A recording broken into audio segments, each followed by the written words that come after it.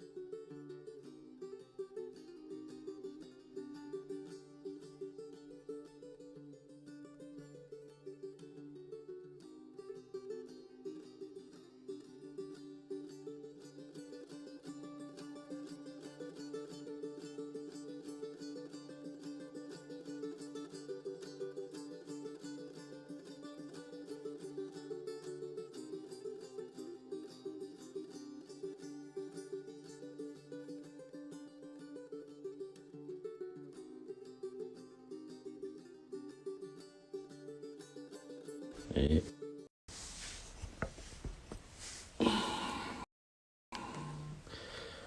у нас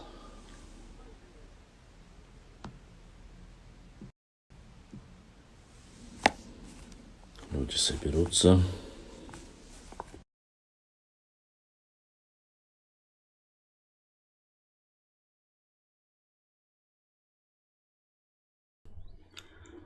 Лапкан Базаева, вы сегодня отправили днем донат. И это донат дошло. Башламу, благодарю. Да, зарадую.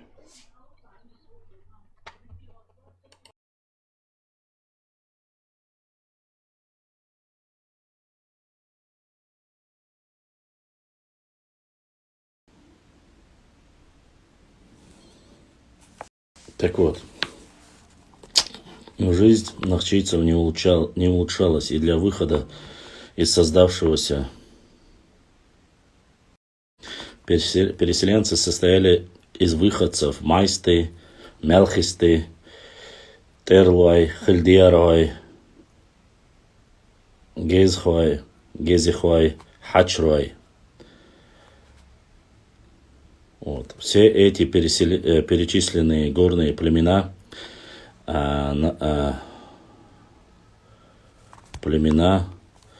проживали в самых труднодоступных малоземельных высокогорных аулах. Но думаю, что в этой книге уже говорится о том всем, кто говорил, кто проживает в Панкисе и как проживает. Книги, написанные еще 30-40 лет тому назад, четко определены. Майстой, Мелхис, Тируай, Хильдиаруай, Гезихуай, Хачруай. Уже можно, в принципе, неплохо по этой информации можно понять. Вот. Вторая причина переселения – обычай кровной мести. Кровники совершали одно или несколько убийств, были вынуждены искать места подальше от своих мстителей. И они находили безопасный приют в Грузии. Третья причина – жестокие меры. Вот, одна из причин, которую мы с вами очень часто перечисляли, почему переселились именно в Панкийское ущелье или вообще в Грузию. Третья причина – жестокие меры, принимаемые Шамилем при насаждении ислама. Фактически население перечисленных высокогорных аулов держалось на языческих верованиях, в которых сохранились некоторые отголоски христианства. Так, например, известно, что по приказу Шамиля в горном ауле Шарой, жители, не желавшие принять шариатское правление, были заперты в башню и сожжены. Так, это с какой книги? Сейчас я вам скажу. 23-я. 22, 23. Это Маргашвили Алью, указ, страница 34. Это Лагизидзе. Материал оттуда. Ва алейкум ассалам, взят оттуда. То есть здесь написано, кстати, вот этого мы как раз таки, в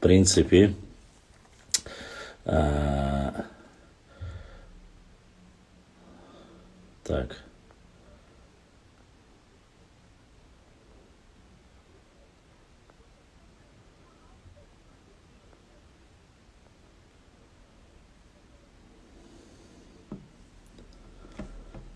Нет, здесь говорится, что они придерживались, то есть отказаться от своих старого верования и не переходили на шариатское правление. И ислам якобы, они указывают, что сожгли, говорят, в Шарое это было. Кстати, об этом я ранее, чтобы кого-то заперли в башне и сожгли там людей, я этого не знал. Честно скажу, я впервые, как и вы, натолкнулся. Были среди переселенцев изгнанные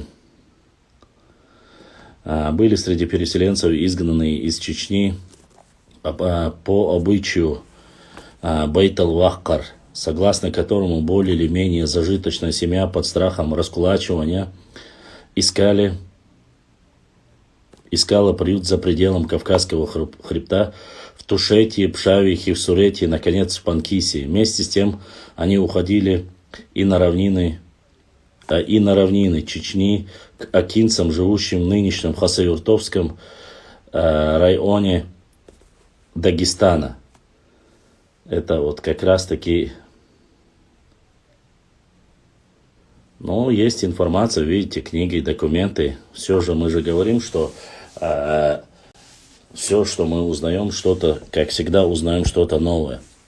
Какой-то именно здесь не перечисляется, но, говорится, сожгли их в башне во время Шамиля. Вот дальше. Переселились, говорит, в Аух, нынешнем Хасавюртовском районе Дагестана. Таким образом, перечисленные высшие факторы побуждали местное население в одиночку или группами навсегда покинуть родные места и найти в чужом краю убежище. Один из факторов, который шли боевые действия, ассаламу алейкум, ассаламу рахматуллахи ва баракатух. Один из факторов, что шли боевые действия против царской империи, и чтобы не попасть под полное влияние царской России, что перешли, вот этого фактора не перечисляется. Очень странно, хотя в советское время такое фиксировалось. С учетом того, что царская Россия считалась одним из... В то время в СССР считалось, что ее оклеветать это за милую душу. Как раньше, так и в последующий период это переселение становилось основой процесса взаимосливания Грузии и нахчийцев. В начале XIX века между горцами Восточной Грузии и чеченцам дружеские отношения порой сменялись враждебными. Часто были взаимные нападения. Однако эти распри носили непродолжительный характер. В общинах Тушете, Пшаве, Хивсурете, Хеви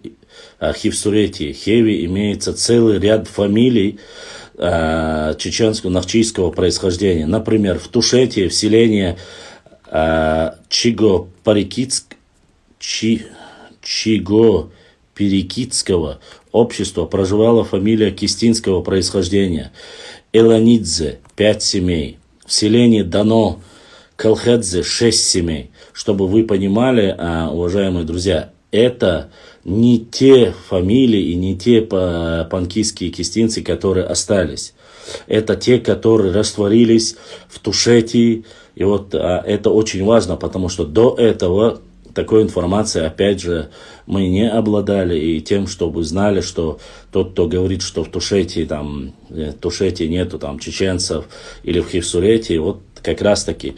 И здесь не человек говорится, Эланидзе, Идзе добавляется, значит, Элан в Хелацюнце, Идзе добавляется, и грузинское становится, Эланидзе 5 семей. В селении Дано Келихидзе 6 семей. В селении Гиреви Азикури 4 семьи. В селении Накудурта Келхидзе фамилия 2 семьи. В селении Чонтио, такое селение, кстати, есть. Цикуридзе 19 семей. В селении Парсма Каадзе 15 семей. Ашадзе 12 семей. Цадзикидзе 10 семей. Чтобы вы знали, в то время были большими семьями, жили Нохчи. Это уже из даже перечисленных, это огромное количество. Силакури 1 семья. Хайго Бугридзе 5 семей. Автор, предоставивший нам эти сведения, сам удивлен этим положением и пишет: в некоторых селениях данного общества не видно ни одной грузинской фамилии. Например, в селении Парсма и Хайго.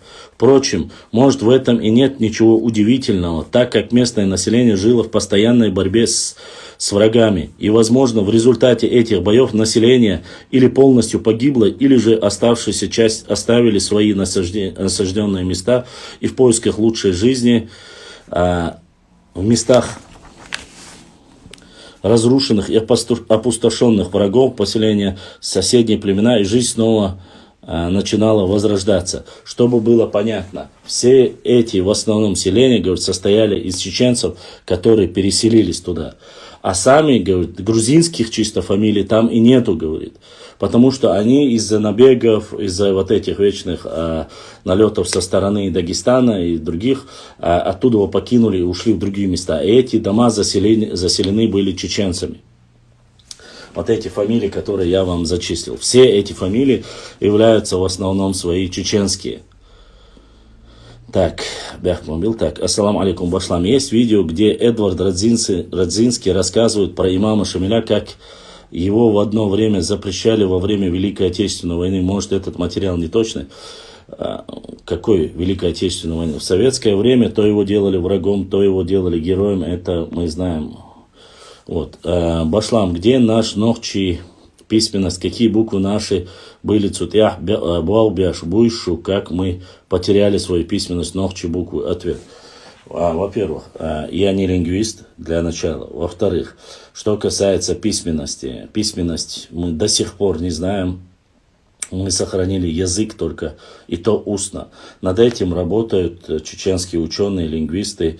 Что касается букв, вы знаете, да, русской письменности, в русском алфавите 33, да, если не ошибаюсь, 32, 33 буквы, а в чеченском 49. Исходя из этого, вы можете уже понять, какие там двойные буквы, которые относятся чисто к нашим.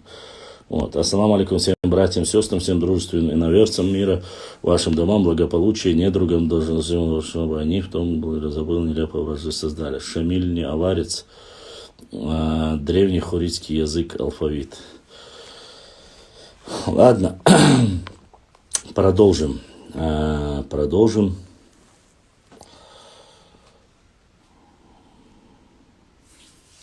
Отношениях так. В местах разрушенных и опустошенных врагом поселялись соседние племена, и жизнь снова начинала возрождаться. Исходя из авторских суждений, можно предположить, что опустевшие села заселяли соседние Нохчи и дидойцы.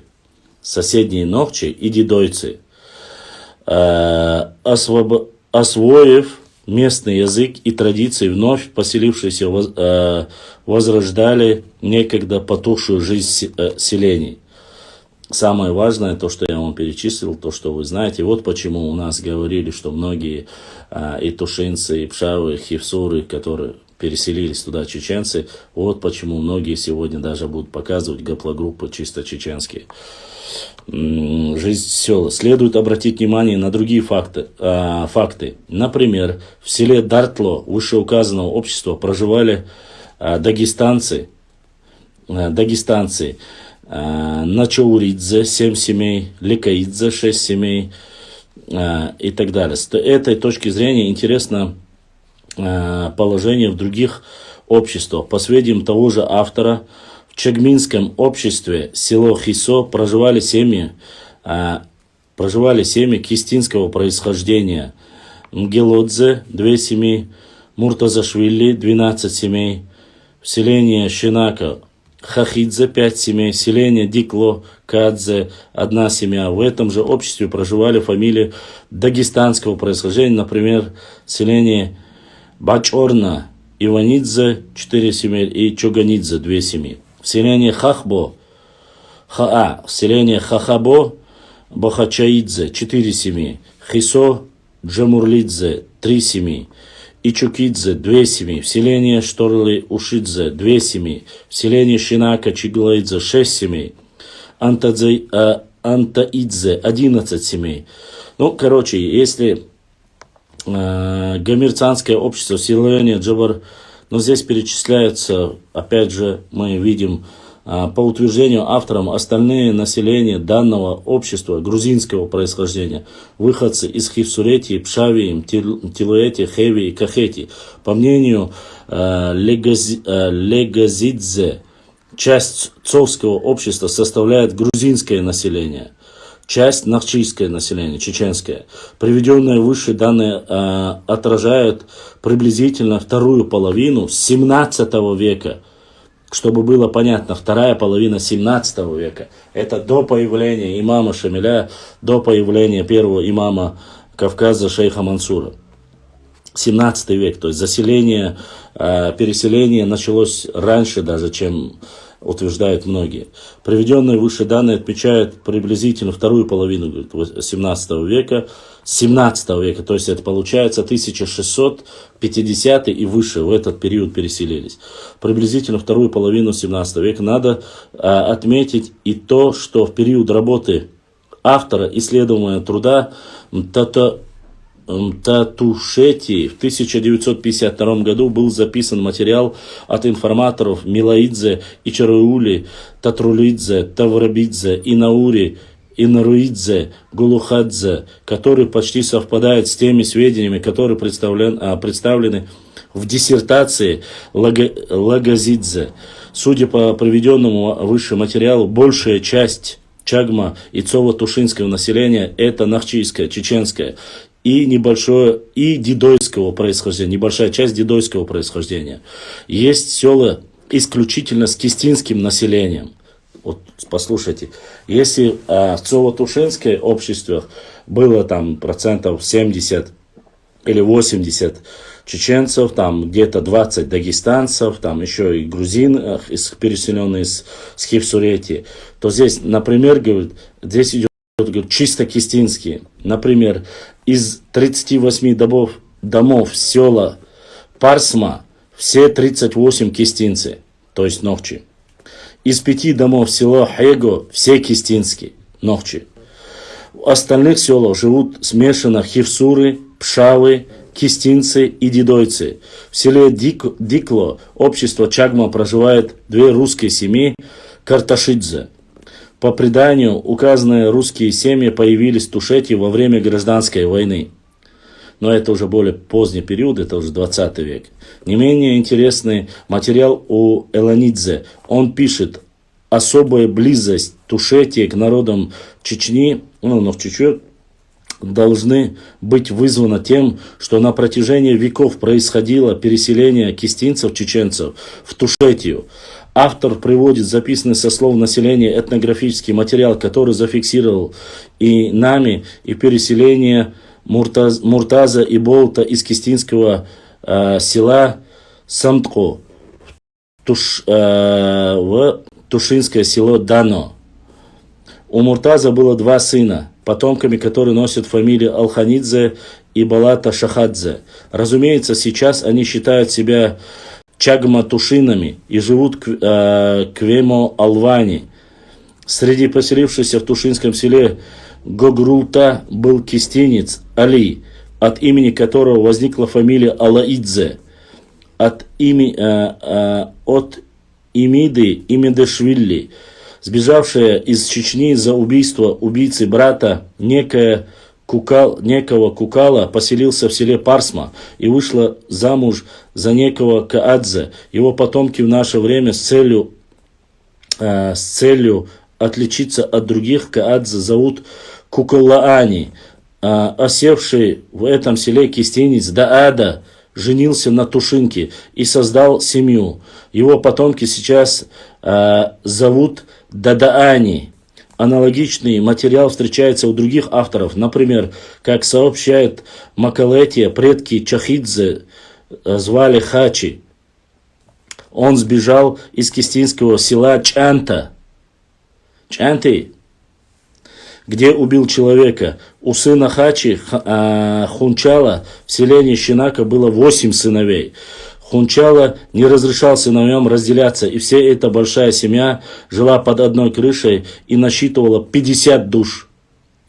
По сведениям Н. Волковой, население нахчийского происхождения появляется в Хивсурете в 30-х годах 17 века, опять же, в 1630 году, называя ряд фамилий, которые встречаются в обеих Хивсуретиях в 18-19 веках. Автор касается также обратного процесса переселения грузин, в частности переселение Хивсур уже и в Ингушетию, то есть переселялись Хивсур в Ингушетию, встречаются грузинские происхождения, не только отдельные фамилии, но и целые селения. Так, например, выходцами Хивсуретии считаются жители селения Шуана в Джайраховском ущелье.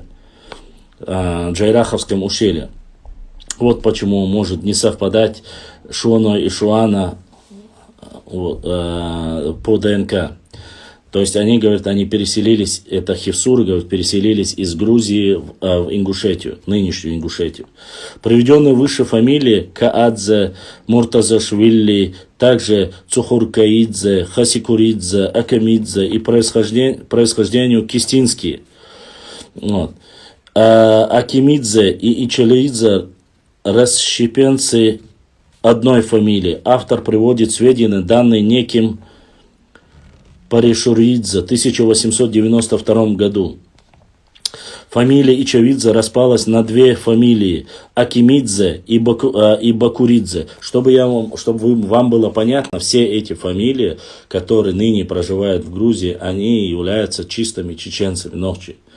Но взяли уже грузинские имена, то есть фамилии уже на протяжении, сколько это получается, в 1630-м они переселились, 1600-е года, 1700-е, 800-е, 1900-е, почти что 300-400 лет они проживают там, на этой территории. Вот. По сведениям того же автора, предок Ичвидзе происходил из кистинского общества селения Хуландвай, Шаройский район. Вот.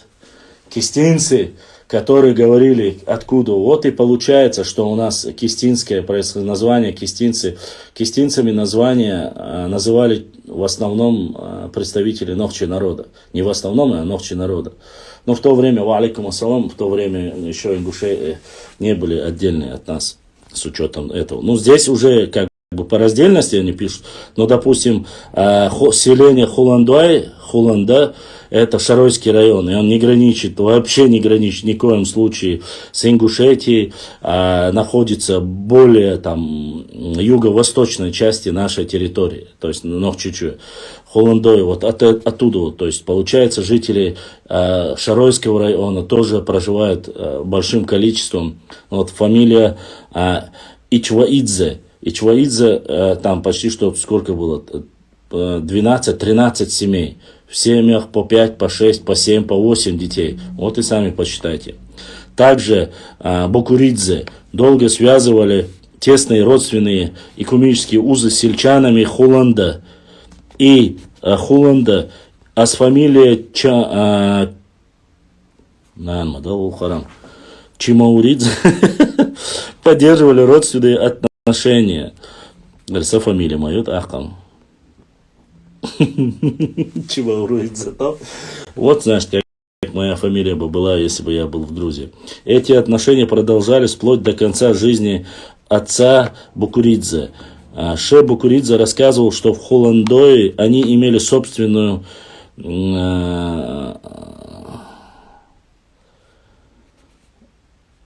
святилище для духовных ритуалов, которые кисты приняли.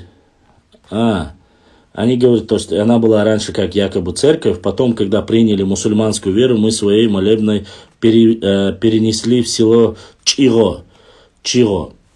Вейденбаум отмечал, что в Парикитской Тушетии проживают лица кистинского происхождения, общаются между собой на кистинском языке, ныне то бишь чеченском языке. Эсалаидзе пишет, Цоло-Тушины свои прежние дома, недвижимое имущество передают мирным кистинцам, которые там проживают и пользуются всем добром. За это они отдают хозяйству часть урожая и подчиняются им как арендаторы. В кистинских семьях, проживающих в Тушетии, можно привести немало примеров из монографии Шавхелашвили, чтобы вы знали все фамилии, семьи, рода, которые перечислены. Тут речь идет о юго-восточной части, те, которые в основном это и Тункалинский, и Шаройский район. В основном перечисления идут там. А тебя, недоразвитый, мы отправим сейчас домой. Дебил. Ну, заскакивают норнийские ублюдки, надо их... Нам незачем общаться с бесполыми, безродными существами. Так, и у нас сегодня первый донат, кто-то задонатил. И это кто-то, это Арби. Арби, Аллах дал саюэл, дал дукуахуэл. И у нас, как говорится, сегодня есть донат от нашего брата. Первый донат, так сказать. Дал саюэл, будиснек эзершка соудолил. Это спасибо за вашу поддержку. Но он там начал искажать мое имя и говорить, что... Ну, короче, неважно. Не будем отвлекаться. Здесь очень важная тема. Я думаю, если мне интересно, я надеялся, что и вам будет точно так же интересно. Если вам не интересно, мы можем заняться другим. Но то, что я сегодня вам зачитываю, эту информацию фактически никто,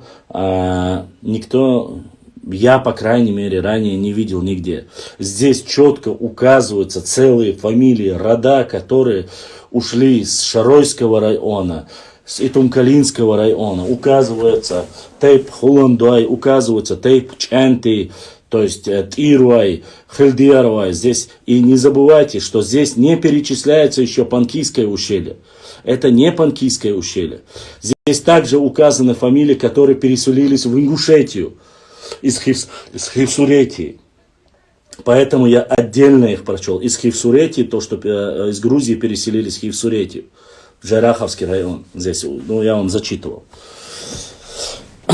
Да, и перечисленные документы, ни один не является чеченским. Это Волково, это Институт рукописей Кекелидзе, архивное управление Грузии, это Элиосидзе, записки о Тушетии, это Шавхалашвили.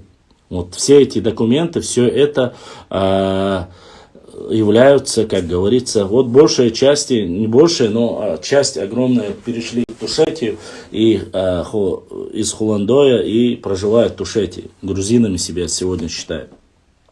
Я раньше всегда думал, когда говорили, что в Тушетии тушины в основном чеченцы, я думал, почему так говорят, а есть ли какая-то доказательная база? Я честно вам говорю, опять же, благодаря вашей поддержке, чутко, вот мы смогли приобрести эти книги, и по этим книгам мы знаем, какие тейпы ушли уже в Тушетию, то есть в Грузию. Это история. Сейчас не надо мне писать, что они стали грузинами, считают себя грузинами, знают только грузинский язык и все остальное. Я вам рассказываю, чтобы вы могли понять, прямо огромными семьями, селениями переходили, заселялись в Тушетию. И это очень важно. Вы спрашиваете, почему у нас сократилось население. Одна из причин это переселение. Но здесь они перечисляют, там, чтобы не быть там, с имамом Шамилем, чтобы там малоземелье и так далее и тому подобное. А это очень важно, мы должны знать это. Конечно, конечно, Герман, конечно, это так и есть. Поэтому это нужно очень вчитываться в это. В крестьянских семьях, проживающих в Тушете, можно там Шавхалашвили, согласно кемеральной переписи 1831 года, среди населения Тушети упомянуты кистинцы. Кистинские семьи назывались названы и в переписи, переведенной в начале 30-х годов 19 века Зубаревым. Факты переселения нахчийцев в Хисурети, Тушети, Перкити, Гамицари, Чагма подтверждаются архивными материалами. По данным Макалатия, в Хивсурете Ликокели занимает узкое ущелье Ликоки. Согласно преданию, предком их был кистинец, чеченец Санаги, убивший в Чанте человека и скрывавший. Опять же, это был Чанты. В Хивсурете проживают Чанты, чтобы не было скрывавшийся в Хивсурете. Поначалу Синаги поселился в Борисхо, однако здесь его землю оспаривали Чинчараули. Ему пришлось вернуться в ущелье Ликоки. В Пшаве предком фамилии Кистаури были также кистинцы. На той же почве убийства из Кистети избежали 3 брата. Один сел среди моховцев, отсюда и название села Гайботени. Второй брат поселился в Хивсурете, а третий в Шуапхови. Так. И брат Заурбек задонатил. Заурбек далса дуэл, далси дуэл, будиснаг эзашка соудолил. 2 человека уже сегодня поддержали наш канал. Огромное спасибо. Далса дуэл, будиснаг эзашка соудолил. Ачаури также подтверждает, что анатарельские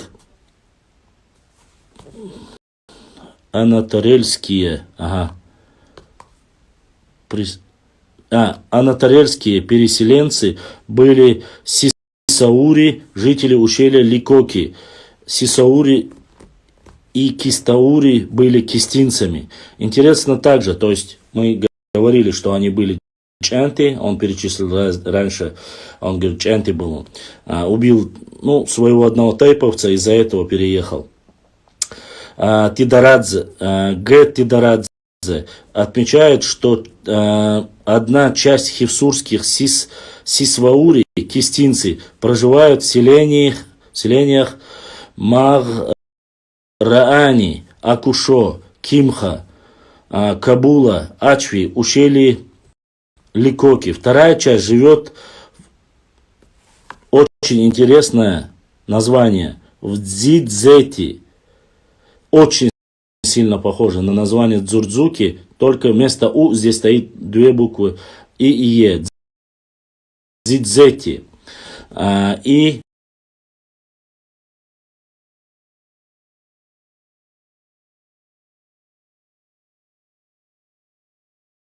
Матура и Хорхе. Кистаури живут также в Шираке, село Пудзанари. Между всеми ими запрещено кровосмещение. Запрещено кровосмещение. Этим уже можно понять однозначно, что они являются чеченцами. Поясню. У чеченцев запрещено в основе своей 99% жениться на своих родственницах. На матери жены, на жены отца, на двоюродной сестре, на троюродной сестре, на однотейповых. В основе своей запрещено выходить замуж. И это говорит в первую очередь, они здесь в этой книге указано, что запрещено им жениться между собой, потому что они являются одной крови. Заметьте это, прошу это, как бы, чтобы вы понимаете, да, что категорически запрещено, потому что они являлись являлись одной кровью фактически. Поэтому еще один момент, хочу, чтобы вы заметили. Здесь четко указывается, мы по тушинцам прошлись, сейчас уже говорится о Хевсурете, говорили о Кахете, также среди пшавов переселились фамилии кистинцев. Все эти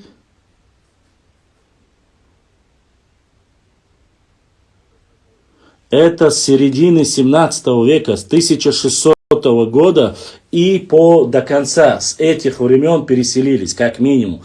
Я ранее, еще 2-3 года тому назад, говорил о 15 веке, но я немножко, видать, ошибся, так что прошу прощения. Здесь говорится четко, что это с первой половины 17 века. Здесь, по крайней мере, то, что зафиксировано. Дальше мы продолжаем. Так.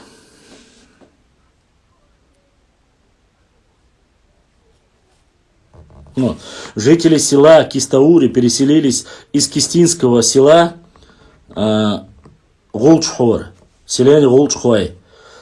Тот же автор составил схему генеалогию поколения этой фамилии, которая наглядно отражает грузинско-навчийские родственные корни и именно с этой точки зрения представляет немалый интерес. Перечисливаются следующие фамилии родословные. Слушайте дальше. Джихвиани,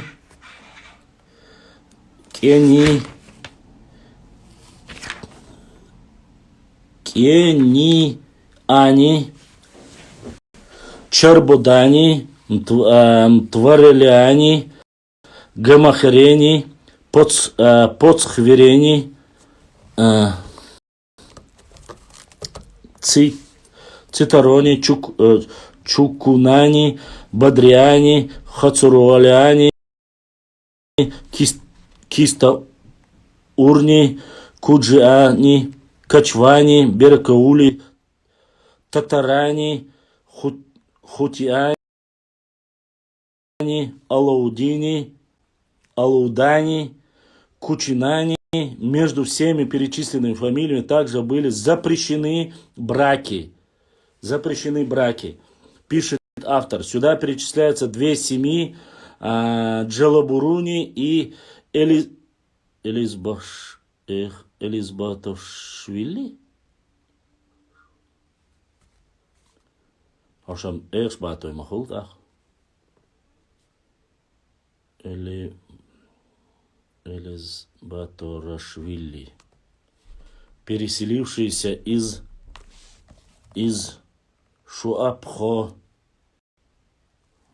Шуапхови села Бахи,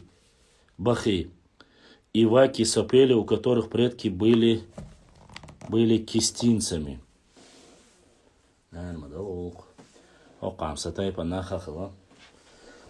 Четенько узнаем все. Экшбатой швани альдок, ты гуду царт. Это ахтукока. Я это сам тоже для меня это делаешь.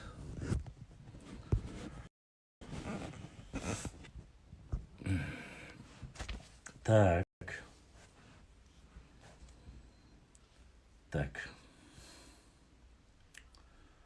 У которых предки были кистами. Весьма ценные сведения даны в рукописях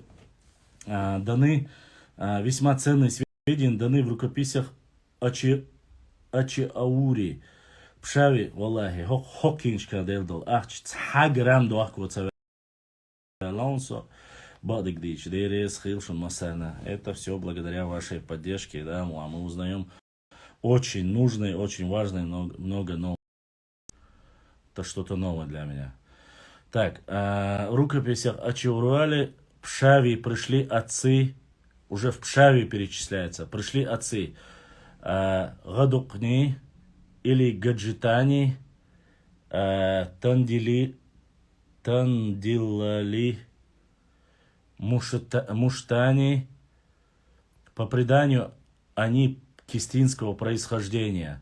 Предок в Кисты, то есть Чечне, убил человека. Шавик, ногчичу ашамелдек, Гоуши, Вэбэ, Набан, Халамяцу, Ногча, Халтямялвик, кровный месть, убили, перешли Элдока в основном. Так, дальше читаем. Избегая Чечне убил человека, избегая кровной мести, он поселился в Пшаве и принял фамилию Гоголаури.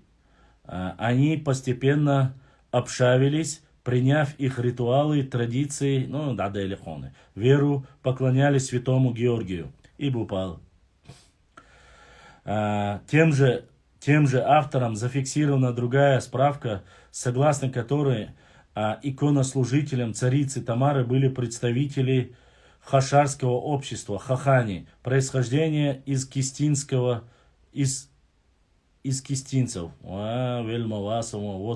Вот вам и так, иконослужителями царицы Тамары были кистинцы. Потомок хахани по имени Хаха владел землями Ахмета, Гамбори, даренный ему царем Ираклием II. Эта справка свидетельствует о том, что в селах Кистатаури, в Кистнелли Ахметовского района во время царя Ираклия проживали этнические группы нахчийцев. Надо посмотреть Ираклий II. Кто-нибудь загуглите, посмотрите время правления Ираклия II. Ираклий II, посмотрите время правления Ираклия II. Мы уже узнаем, возможно, это какая-то новая дата. Здесь не указана просто дата. Кто-нибудь, кто за компьютером, забейте, посмотрите. Ираклий II. Позже претерпели ассимиляцию с местным населением, потеряв там потерпели ассимиляцию с местным населением, потеряв тем самым свое этническое лицо. А топонимы Кистнелли, Кистаури, Кистадзе, Сакиста остались неизменными. Так, например, население Кистаури в основном выходцы из села Шуапхови, Кистаурского общества Пшави. Пришедшие из Пшави кистаурцы вначале обосновались в Эрцо, недалеко от Бочорма, в селе тоже называли Кистаури. Отсюда уже пришли в Кахетию, основали село, которое именовали тем же Кистаури. 1700. Умер 1700. 18 век. 1700. Значит, в Тушете раньше срок. Дальше. В любом случае, этот период намного раньше, чем официально пытались там говорить, что якобы в Панкийском ущелье и чеченцы вообще в Грузии живут только в, каком они говорили, в 18 веке, да, или в 19 веке якобы там только появились. Это тоже важно. Кистаури. Указанное село основано в начале 18 века в Эрцо, вблизи от Бочормы, и ныне есть топоним Кистаури, что указывает на то, что известные ныне некоторые пшавские херсурские фамилии восходят к кистинским. Например, Кистатаури, Кистишвили, Харнаули, Сисваури, Хараули, Махаури, Сигаури, это однозначно наши. Харнаули, Сисваури, Сухишвили, Дудаури, Дудаев, фамилия, которая говорят, Дудаури, Гузаури, Хуцарауль. Это в основном все мелкие фамилии, Шиош, Дукаеш, которые сейчас уже есть у нас. Бецашвили, Хахашвили, Ганяшвили, Тилашвили, Гушкашвили и множество других фамилий. Все они относятся к кистинцам, то есть к нам. Каасигор, Сухигор, Суасигор, Дудигор, Гудигор, Хуцигор, Бецигор, Хахигор, Ганигор, Гиалейгор, Гоор, Гушахгоор и другие. Окончание именно Гоор в кистинских выражает грузинская Швилли. Наличие тех же фамилий в Пшавах и в Сурете подтверждается в архивные данные.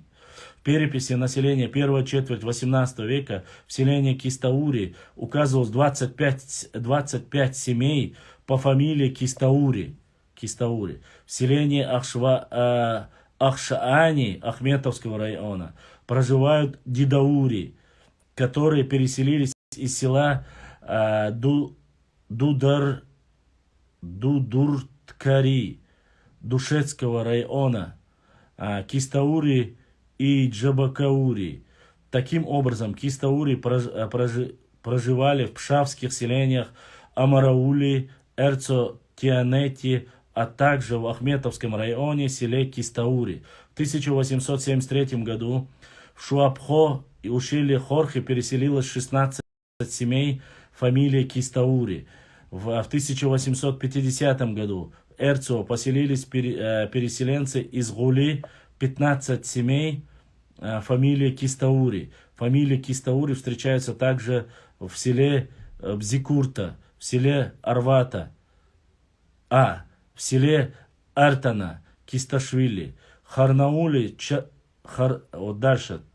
Харнаули, Чартали, Сухашвили и Эрцо и другие. Вместе с тем, Чартали, чтобы кто не знает, это родовое селение Нохчитай под чертой, чтобы вы не говорили.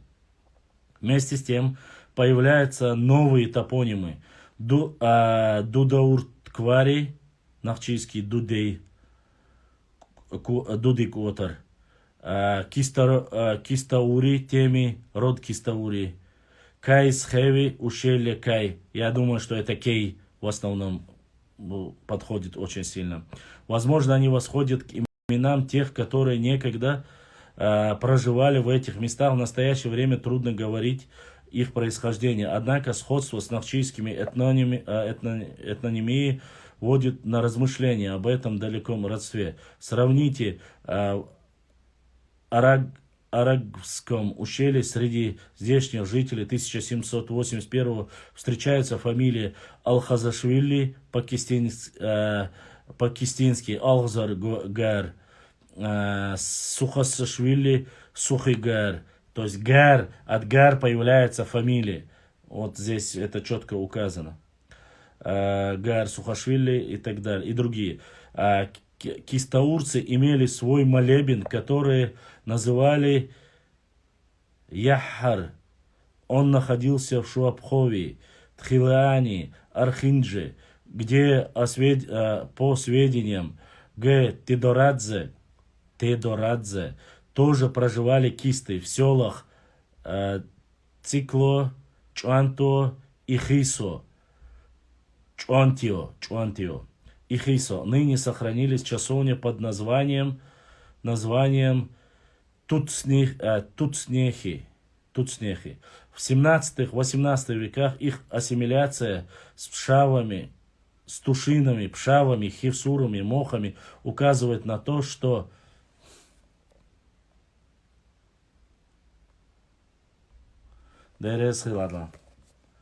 кстати, перечисленные документы, ни один не является, который мы сейчас зачитываем, не является чеченским. Перечислю. Это Центральный государственный архив Грузинской ССР, Джавахашвили, опять же архив, Топчешвили, Джавахашвили, Бардавелидзе. То есть все эти документы являются чисто грузинскими. Прошу любить и жаловать, и надеюсь, что вы многие, которые говорят, что у нас нету ничего с нашими пограничными тейпами, такими пшавы, хивсуры, тушины, я вот вам перечислю. Это огромное количество. Не забывайте, здесь не говорится об одной фамилии в качестве исключения. Здесь целые селения, понимаете? И плюс ко всему 15 семей, 20 15 семей. Все они идут огромными семьями. Ну да, их ассимилировали, сейчас они вполне возможно, многие, если старшего поколения нет, многие себя называют абсолютно, все называют себя вполне возможно грузинами. Миграция нахчийцев имела место еще в средние века. В средние века. Изменились их хозяйство, традиции, культура и психика. Естественно, эти явления происходили на протяжении веков. То есть и задонатил брат, Аллах дался, дойл будиснага, эзашка соудолил. Огромная благодарность за поддержку. Так, это задонатил у нас. Сейчас я вам скажу, кто это задонатил. Это задонатил, кажется, Астемир задонатил. Астемир дался, дойл будиснага, эзашка соудолил везендер. Для всем, кому интересно, в основе своей мы перечисляем тейпы, ченты, холландуай, шаройские тейпы мы перечисляем, и тумкалинские тейпы мы перечисляем, майстуай, дышни, хилдиаруай, все эти тейпы, которые мы перечисляем, само собой, которые перешли, начиная со средних веков. То есть здесь не просто слова, где мы говорим, что якобы огромный отток нашего населения произошел в Грузию, они осели, ассимилировали. Вот. Мы здесь говорим конкретно по фамилиям и по мере возможности. Башлам. Дагестан. Бахан нохчи хуардари теш ишт. Хуардудер. Мы же работаем. Я же вам говорю, все, что вы донатите, помогаете, мы... Мухаммад Мусхабович задонатил, ауховцы подсоединились, аух, дерес, хил, даса, дуэл, будиснак, эзашка соудолил. Все, что вы даете, вайкенчик увечу, вай документч увечу, массу разным этикша, вай мичер увечу, бордат свой, мы все это закупаем, я вам это зачитываю, я же говорю, ничего просто так не бывает. Вот, благодаря...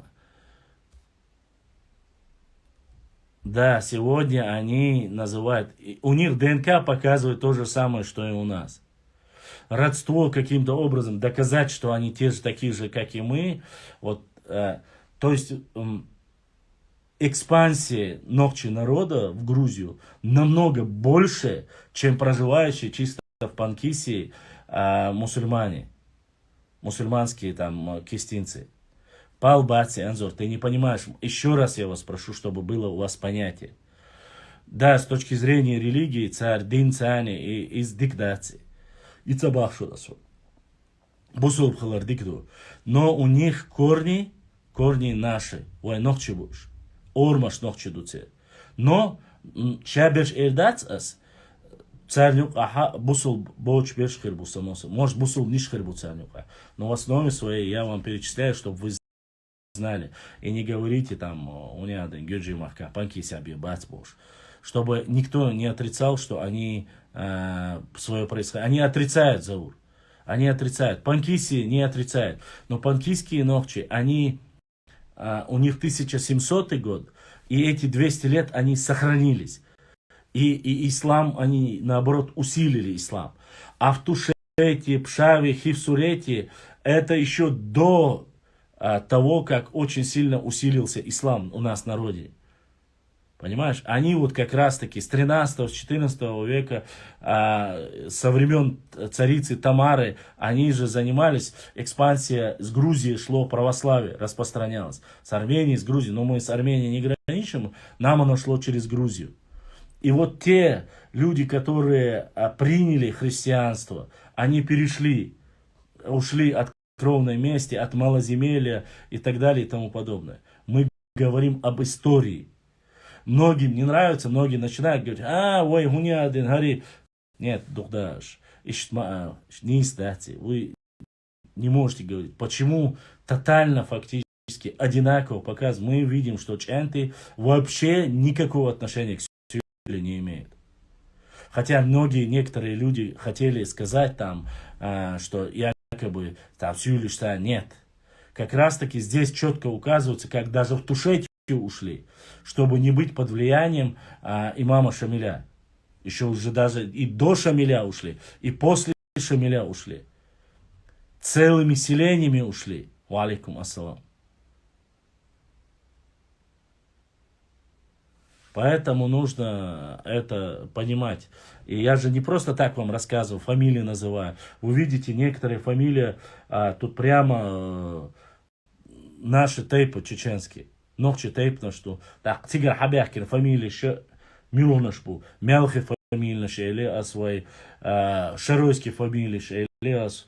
Туюк Асант, Хуай, Чанти, Зум, Суай, Хулан, Дуай, Хакма, Дуай. Ну что вам еще нужно? Даже если я не ошибаюсь, Черт Дуайнис, Лотиги, Эш, Батуайнис, Белех, Солнца, Шмичернис, Белатиги. Мукачаца, Сунштиги.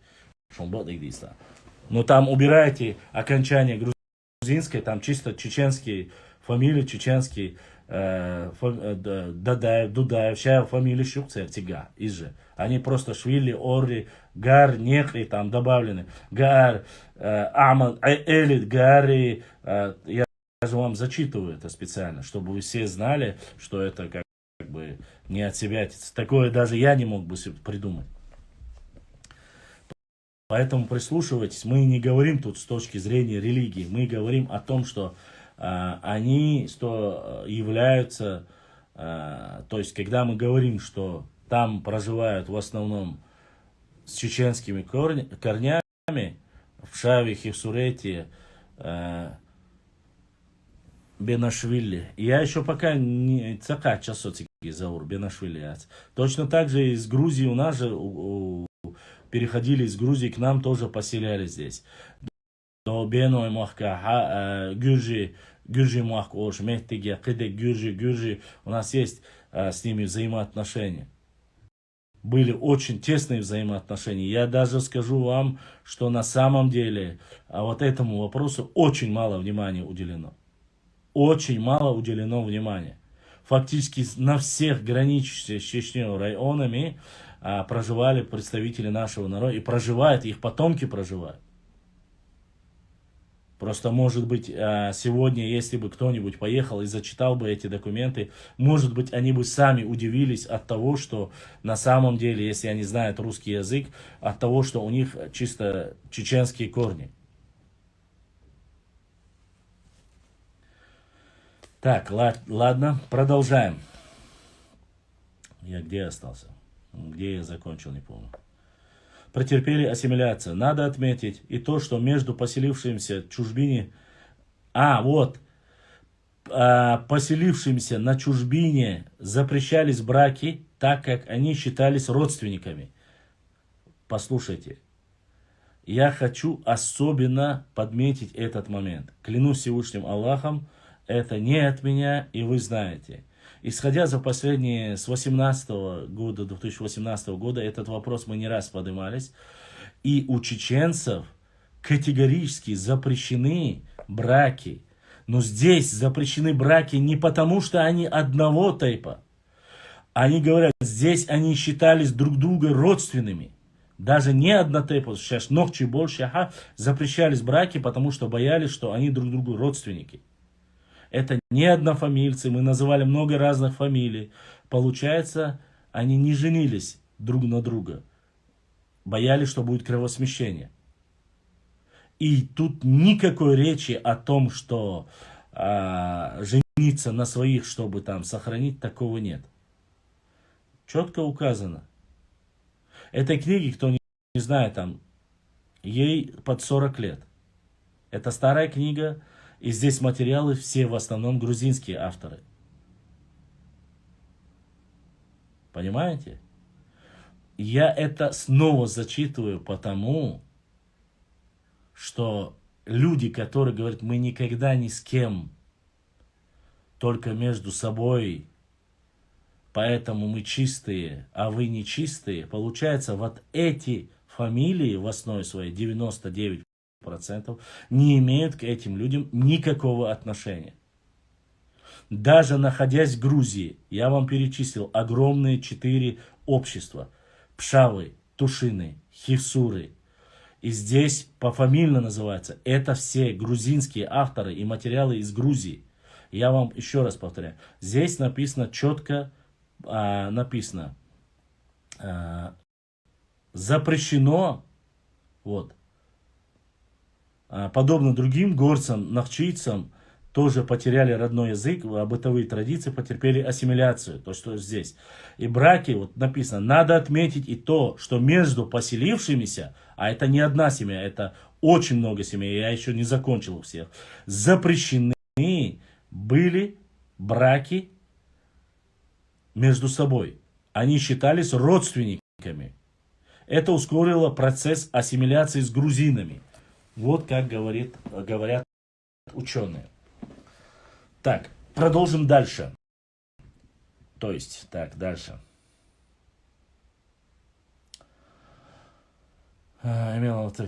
Кистинцы пшавов называют швей.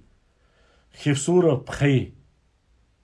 Если спросить представителей выше приведенных фамилий, кто они, к какой этнической единице они относятся, естественно, ответят пшавы, хевсуры, моховцы, которые переселились в Ингушетию, они называют себя ингушами.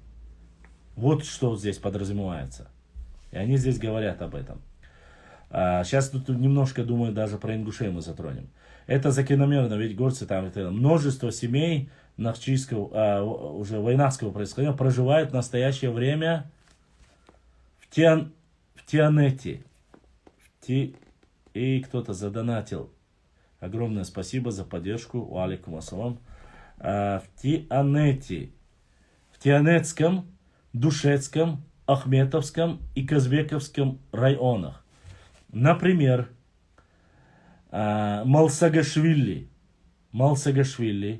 Чопикашвили, Кушашвили, это чисто ингушские, чтобы вам было понятно.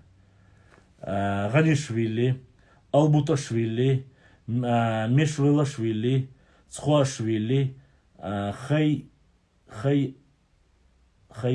уже Мялхи, Хаяури, Дашвили и другие. Подобно другим горцам, нахчийцам, вайнахам, тоже потеряли родной язык, бытовые традиции и потерпели ассимиляцию. Это ингуши, которые переселились в Грузию, и они тоже потеряли ассимиляцию. Они идут отдельно, как и идем мы отдельно. Вот что я хотел вам сказать. Так, дальше. Известно, что с древнейших времен Тушетия была населена грузинами. Однако позже по различным причинам здесь селились кистинцы. Если это так, то откуда же появились тушины? Откуда появились тушети? Если это так, почему множество нахчийских топонимов? Думается, что в расселившиеся, смотрите, здесь они хотят отметить, что тушины все же до того, как туда поселились кистинцы в основном, что там проживали тушины, они хотят сказать, чтобы, я понимаю, почему это делается, честно скажу, понимаю, чтобы указать, что тушины есть тушины, которые являются чисто грузинами, не кистинцами, которые туда переселились, а тушинцами. Ну, ладно, это уже второстепенный вопрос. Так, где это? А если это так, откуда же появились тушети, так множество нахчийских топонимов? Думается, что расселившиеся и смешанно поселившиеся этнические группы могли сменить целый ряд географических названий, созданные топонимы. То есть они говорят, что переселившиеся туда кистинцы, нохчи в основном, они, когда поселились, поменяли название, топонимы поменяли местности, из-за этого там они несут чисто кистинское название. Ну да ладно. Изменение первоначального топонима на новый, чтобы эта книга, на новый становились возможным в том случае, когда происходило компактное поселение язычного элемента, как это произошло в Панкисском ущелье. Село Панкиси получило название Дуиси от название Дуи, панкистское селение, говорит, если компактно поселялись туда уже ногчи, оно называлось уже чеченским названием. Вот из-за этого в Тушете многие названия появились нахчийские. Так, в Тушете есть такие топонимы, этимологизация которых возможно только с помощью данных нахчийских и дидойских языков, дидойского языка. Бикиурта, идиурта, бухурта, омало,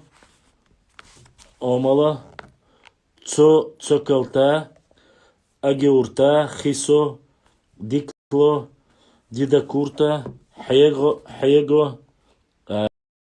чиго.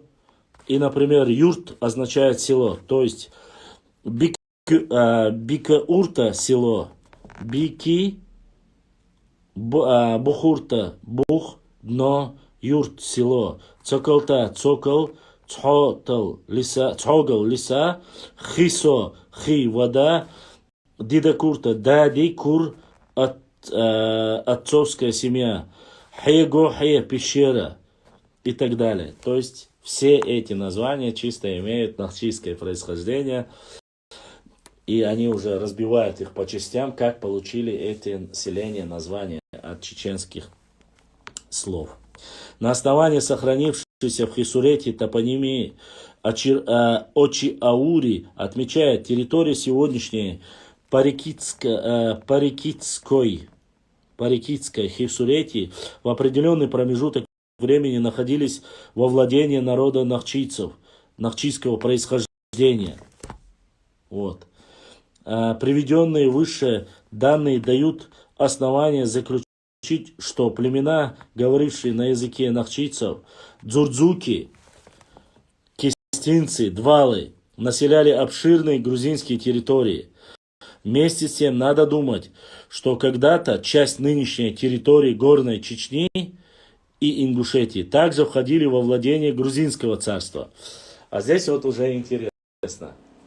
Они говорят, что территория Грузии, земли на территории Грузии и входили в состав, там проживали ногчи, говорит. И вполне возможно, говорит, что это входило в территорию, говорит, нашего обитания. Но также, говорит, территории чеченцев, я говорю так сейчас за нашу, не за ингушей, они сами пускай разбираются, входили в состав Грузии. Поэтому у нас есть карты, где несколько, 3 или 4 селения, и насчет Шатили и других селений говорится, что они когда-то, что там проживали чеченцы. То есть кистинцы, ногчи, дзурдзуки. Здесь это указывается тоже. Вместе с тем надо думать еще раз. Это документы и полевые материалы только грузинских ученых в основном. Это Меликашвили, это Иваненков, это полевой материал, собранный автором, собранный в 1963-1980 годах. И Очи-Аури. Это вот из тех, кто это вот написал. Также Центральный государственный архив Грузии, Джавахашвили, архив, Топчишвили, Джавахашвили, Бардавелидзе. Все эти вот, как бы я перечислил, чтобы никаких вопросов не было. Это не к нам, это книга старая, и благо она попала к нам. Благодаря, кстати, благодаря вам и вашей поддержке, когда вы отправляете донейшн и поддерживаете наш канал. Вот, дальше читаем. Входили во владение грузинского царства, ибо ярким свидетельством тому служат крепости, возведенные Давидом строителем и царицей Тамарой в горах Чечни и Ингушетии, а также борьба грузин и преданных им нахчийским племенам против общих врагов, в чем уже говорилось, но это уже мы говорим о Саурмаге и так далее. Поселившиеся на грузинские земли кистинцы были разбросаны по всей территории Восточной Грузии, и также и так сроднились древним ее населением, что родными для них стали грузинский язык, быт и традиции. Это являлось закономерным, естественно, историческим процессом. Надо отметить и то, что эта ассимиляция не была отстраненной. Например, по сведениям Иваненкова, и до реформенное время на территории Чечни селились много грузинских семей. И тумкалинское племя, которое насчитывалось несколько семей, также грузинского происхождения, отмечает автор. И тумкалинский район, Нохчичуя, если что. Соответственно, полевым данным, в Майстинском, Хельдерхоевском, Мелхистинском обществе проживает множество семей, которые не отрицают своего грузинского происхождения и поныне. В настоящее время они считают себя древнейшими грузинскими племенами чеченского происхождения. Не знаю, как это понимать. Именно так обстоит дело большей частью Чагма. Нет, я перепутал. Они сейчас уже перечисляют. В настоящее время они считают себя древнейшими грузинскими племенами. Именно так обстоят дела в большинстве части Чагма, Тушины, Пшавов, Хевсуров, Моховцев, которые потеряли свое этническое лицо уже во втором-третьем поколении и огрузинились. То есть здесь говорится о том, что нохчи, которые переселились туда в разные периоды, 200, 300, 400 лет тому назад, они себя считают грузинами, валикум салам, древними уже грузинами, говорят о культуре, полностью переняли язык, и они являются сегодня грузинами. Хотя этническое происхождение у них чисто нохчийское. Вот. Ну и они здесь проводят параллели, что у нас есть грузины и у них есть нохчи. Наши стали нохчи, а их не стали грузинами. Вот о чем говорится в данном материале. Так, дальше. Так, особняком стоит вопрос... вот. Так, особняком другие, допустим, соседи наши, они пускай сами разбираются, и это их. Не отрицая языковую общность, но я вам подвожу, кому ближе и кого здесь называют. Из всех, что я в основе назвал, Шаройский район, и Тумкалинский район, Ченты, Хуландуай, Хакмадуай, Дышни, Майстуай, это все наше. А то, что было отдельно ингушское, я вам назвал их. В настоящее время они считают себя древнейшими, это я зачитал. Особняком стоит вопрос о цово-тушинах, язык которых в лексике проявляет близость к нохчийскому языку. Не отрицая языковую общность цово-тушин и нохчийцев, перед нами встает вопрос, являются ли они непосредственными ответвлением нохчийских племен. На сегодняшний день судить категорически положительно нельзя, это говорили еще 40 лет тому назад, ибо они в настоящее время резко отличаются от нохчийцев. Возможно, как отмечалось выше, это продукт долгих контактов, соседства, частых родственных уз, ведь есть предание, что цово-тушины часто женились на чеченках и ингушах, так как жили по соседству. А так как мужчины вели кочевой образ жизни, овцеводство, то детей воспитывали жены, и, естественно, разговорная лексика была грузино-нохчийской. В силу этих других причин сохранился язык, который совсем скоро станет только историей. Это говорится еще 30-40 лет тому назад. Мы как раз таки эти видео сегодня закидываем от тушин, от бацбийцев, они уже фактически утеряли наш язык, так и случилось. Станет только историей. Надо отметить, что в прошлом между грузинскими горцами и кистинцами нередко совершались брачные узы. Вот что пишет генерал Головин в 1838 году. Генерал Брайко запретить всем тушинам иметь дружеские или родственные связи с мусульманскими кистинцами и не отдавать им в жены своих дочерей, и не приводить их женщин если не примут христианство. О.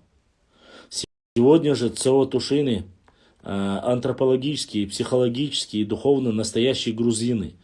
И вопрос об их негрузинском происхождении вообще должен быть изъят. Ибо кроме травмы и ожесточения между Цово-Тушинами и Чагма-Тушинами ничего не дает. По сведениям Леонтия Мравели, Тушети находится центральной частью Кавказа. Автор пишет, что страх принятия христианства заставлял часть пховцев бежать в Тушетию. По его словам, пховцы оставили свои родные места и переехали в Тушети. Автор не представляет их в виде общества одного, однако его материалы свидетельствуют о том, что к этому времени это была сформированная этническая единица. Эланидзе пишет, к этому времени Тушети своим населением в положении были настолько известной и надежной для соседних грузинских племен, что пховцы покинули свои места и подались к тушинам. Автор вполне прав, ибо тушины обогревали и давали кров всем нуждающим хевсурам, пшавам, кахетинцам и даже тем, кто не был носителем грузинской этнической единицы, кистинцам, нахчийцам и дагестанцам. Свидетельством тому такая пестрота тушинского населения. Ведь не секрет, что сами Чагма-Тушины не отрицают, что тот факт, что их этническая группа создавалась именно путем слияния горцев разной этнической группы. В Ахушти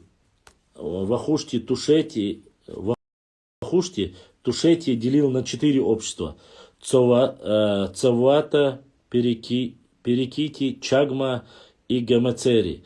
Однако, относительно того, какое общество, появилось в этих местах, автор не указывает. Надо отметить и то, что ни один грузинский царь, начиная от царя Ливана, Таймураза II, Иракли II, и ни одно государственное учреждение, выдавая документ относительно Тушин, Цово-Тушин, не выделяет как отдельную, отличную от грузин этническую единицу. Так, например, в грамотах Таймураза II и Иракли II отмечено: всем тушинам пожаловали и даровали алвани. Податное царское место наше дается вам для стоянки и пастбищ вашего скота. Отцов и дедов наших было даровано вам сие, и мы вам тоже жалуем. Кто, ежели распашет податную землю, подати нам платить должен. А с вас, как и прежде, будут взиматься сабаллахо и сапотли виды налогов. Вам и детям вашим даруем за преданную службу и в наследствие владения. Даруем, как написали в грамоте сей. Документ, выданный Воронцовым, читаем, что оставляет Панкийское ущелье в пользование Цовского, Гамицарского, Парикитского и Панкийского тушинских обществ. Аналогичных документов, где упоминаются все 4 общества, Тушин имеет не в единственном числе, и, думаю, нет надобности их проводить. Исследовать историю Тушетии и Эланидзе, вопреки высказыванию источника, пишет, что Цовы были поселены в Тушетии по решению Совета Тушинской общины. Однако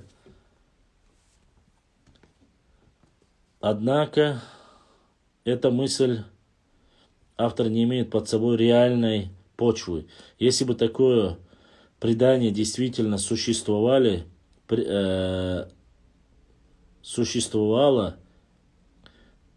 у Тушин известный ученый-этнограф Макалатия, он обязательно было бы зафиксировано и отражено его монографии по Тушетии. Еще автор не учитывает суровых законов традиций, которые строго охранялись Советом старейшин. Думаю, что слишком легко представляет себе автор выселено население 4 сел, причем довольно большим количеством населения. Из Ингушетии переселены их в Тушетии, тем более в конце 18-го. По ингушским законам запрещалось оставать свои насиженные места. Поэтому трудно представить, как произошло, что 272 семьи разом собрались и ушли не в Чечню, а именно в Грузию. Не на плоскость, где, может быть, легче было проживать, а именно в горы, не оставив в Ингушетии предание о том, что такое множество людей и соплеменников разом переехало в Грузию. Тем более, это мнение автора произошло согласно советов сельских общин. То есть, среди тушин ингуши не поселились. Автор не учел того факта, что совет старейшин ингушей ни в коем мере не допустил бы переселения за пределы их региона 272 семей, 1350 человек.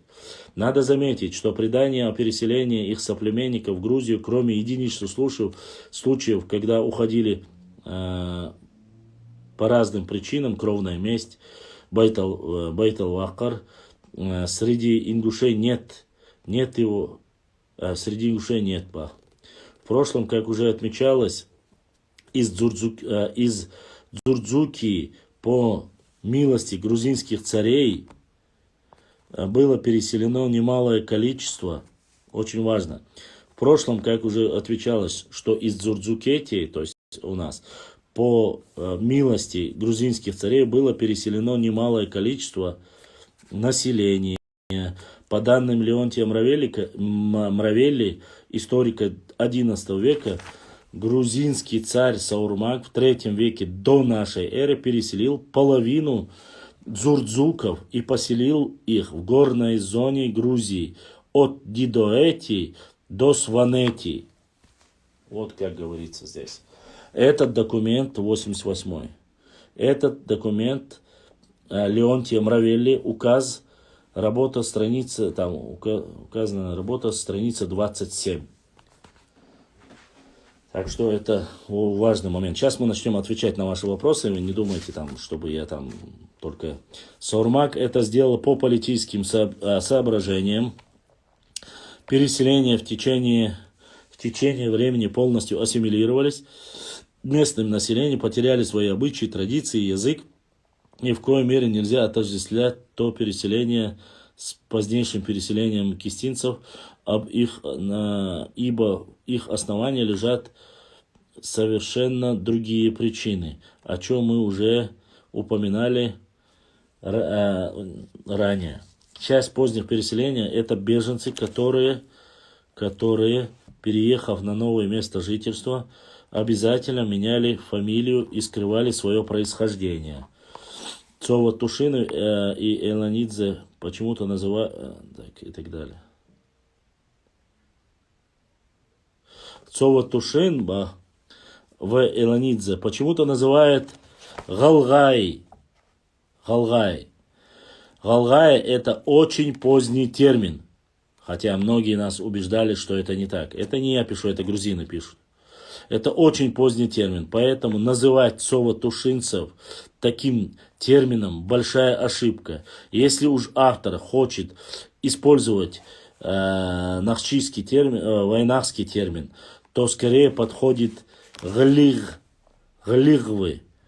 Он пишет, что в 17-18 века Галгай, Цова-Тушины еще не жили в Тушетии.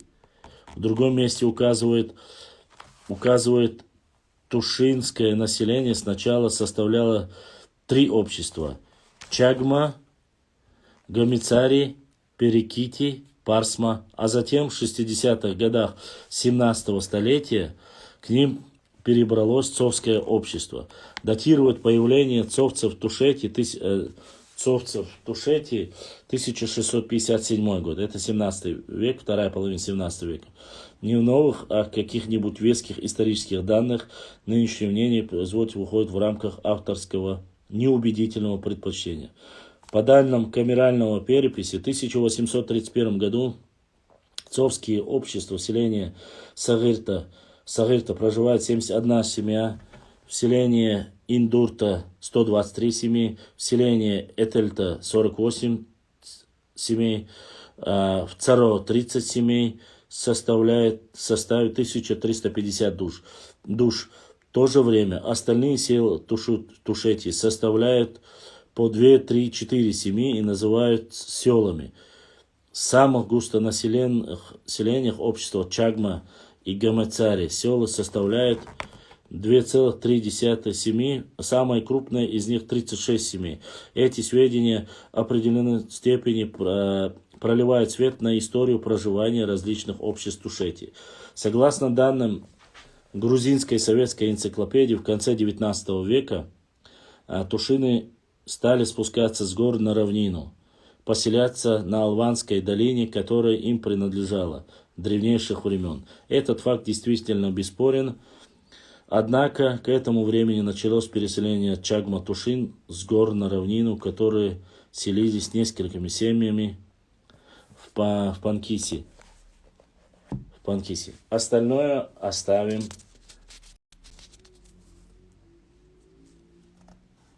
Алванское, не албанское, алванское.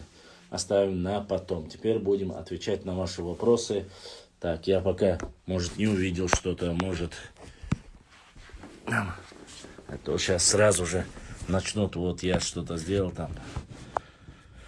Как вы поняли сегодняшний материал?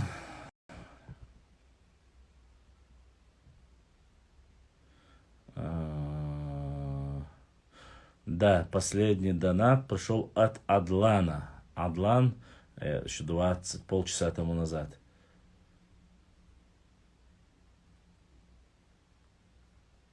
Да, Саадол Будиснег, Эзашка Саудолил. Вот, как вы понимаете... Минут я шла.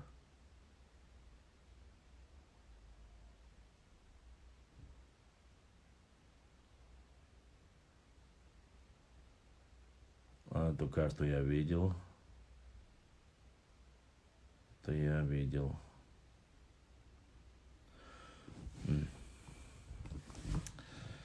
Все. Давайте задавайте вопросы. Если вам материал не был понятен, вы можете задавать вопросы. Алванская долина. Алван. Не албанская.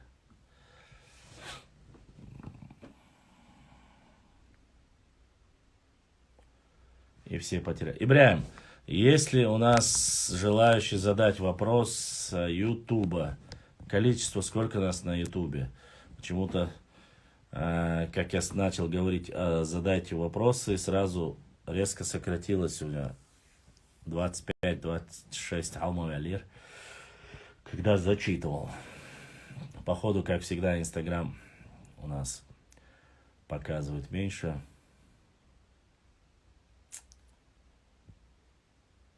Где вы все?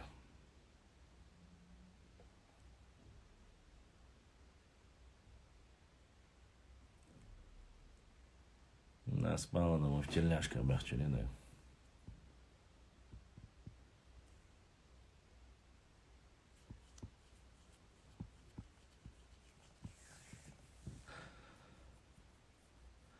Ну, сейчас уже и так, из-за того, что многие Инстаграм удалили, а те, кто за границей, проще смотреть через Ютуб, поэтому, возможно, на Ютубе. Ибрahim, адейнуется, что там у нас в Ютубе?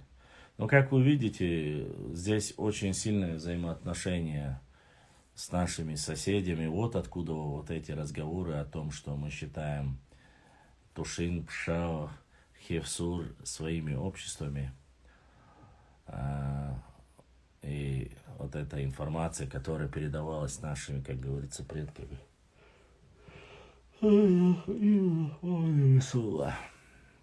Очень много интересных моментов, конечно же, для себя мы сегодня подчеркнули в этом. Вот. 70 теперь бы. Задавайте вопросы, спрашивайте. И как говорится, я уже зачитывать я уже все зачитал. Что бы хотели вы еще услышать?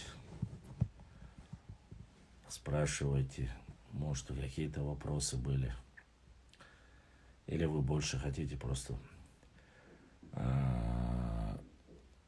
Уалейкум ассалам. Я же вчера говорил, взаимоотношения между Чеченой, Ингушетией и Грузией.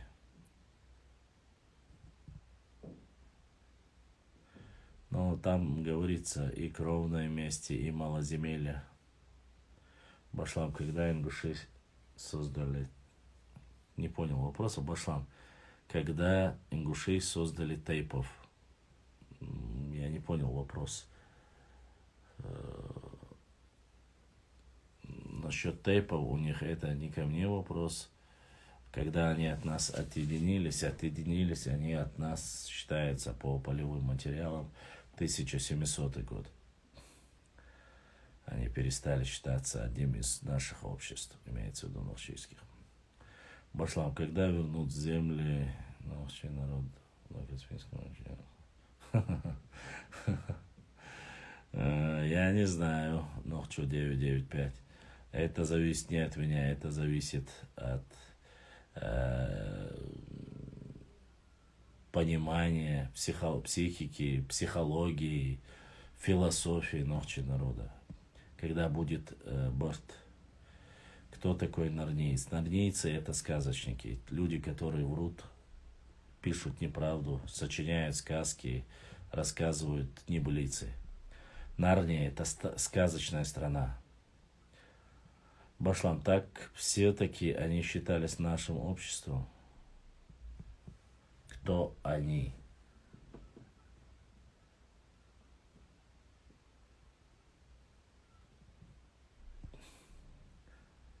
Поконкретнее.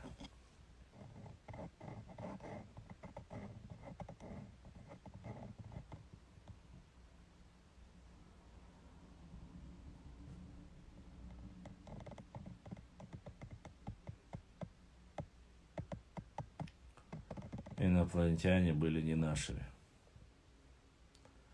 А если наши это не наши, я вообще-то не об ингушах рассказывал, но когда там задали вопрос, да, они были частью нашего народа. Когда-то были единым народом. Одним корнем. Потом разъединились.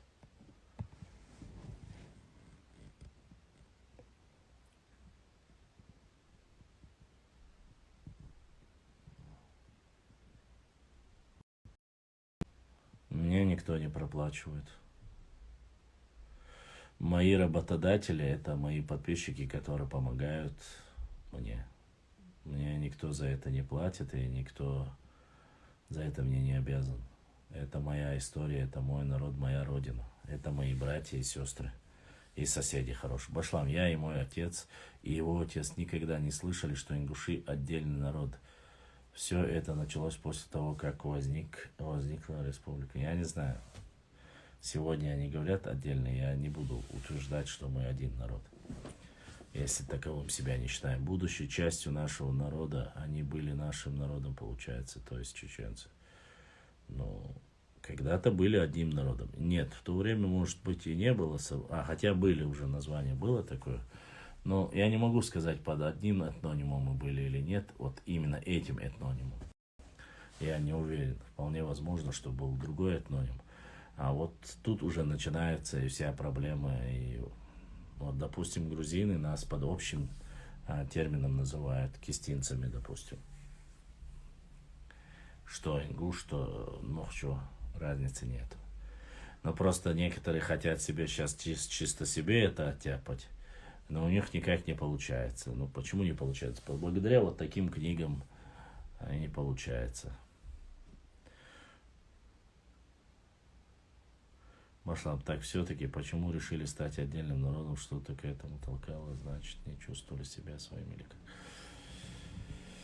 Я не хочу сейчас об этом говорить, но они изъявили желание, поскольку в основе своей проходили совет старейшин, собрание Мехкел происходило везде на территории, и Нашхи происходило, и Мелхиста происходило, и Майста происходило. И они изъявили желание, видать, из-за того, что, не знаю, по соседству с осетинами были ближе, там, взаимоотношения с ними. Я не знаю, честно сказать, что повлияло, но они сказали, что они не хотят и хотят быть отдельным обществом. Вот так отделились, и после этого начали под этим отдельным обществом собирать всех. Вот. Однако внутренние дела Ингушетии лазить я не хочу, это их личное дело. От Бислана Ильмуразаева салам Я маршал спрашивал духи йог отца, он башлам. говорит, даже когда его отец был живым, ингуши никогда не называли себя отдельно, но наоборот всегда везде говорили, что чеченцы. Ну, в жизни ситуации бывают разные. Где-то можно назвать себя, видите ли. Сегодня есть люди, которые называют. Но когда ты им в лицо задаешь вопрос и говоришь, кто вы, они начинают говорить, вот мы ингуши, там, мы никогда не говорили. Это право каждого человека, конечно, никто никого не заставляет, и никто никому какой-то... Ингуш, осетин, кабардинец, какая разница, какой национальность? Каждый свою национальность, главное, чтобы называл, если есть национальность. Гары, нека, тейпы там, и так далее и тому подобное. Но другое дело, если ты отделился, это не обозначает, вот ты отделился, ты уходишь, говоришь, мы отдельно, это не обозначает, что ты должен забрать и имя, и все остальное.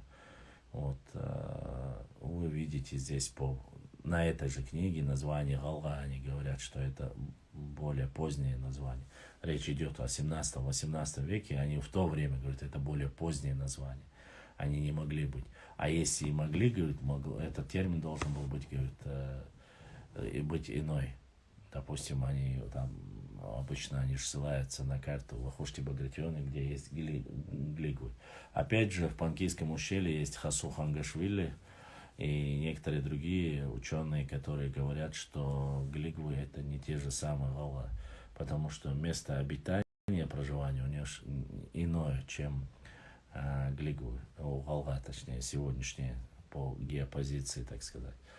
Почему? Потому что Галга все-таки были в горной части, а глигвы они почему-то более в части на карте. Сейчас я вам скажу. Мне как раз только что прислали это. Сейчас.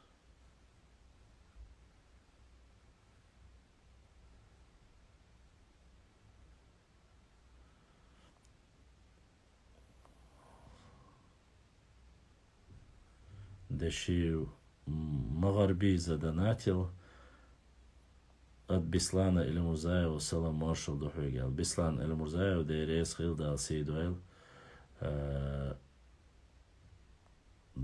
хуахуэл. Кто-то через YouTube. С YouTube у нас первый донат сегодня. Вот. И дал Саадуэл будущего ГЗШК. Видите, в Ютубе тоже есть наши, как говорится, люди, которые нас поддерживают. Сейчас скажу. Но они находятся вот примерно сегодняшняя предгорная часть, пригородный район, он вот в этой области находится. Ибраим Ажваб Делер, Магарби Бая, вот, Салам маршал духук башлам алла, Делер салам маршал хил Магарби, да духуахуа Дашиев.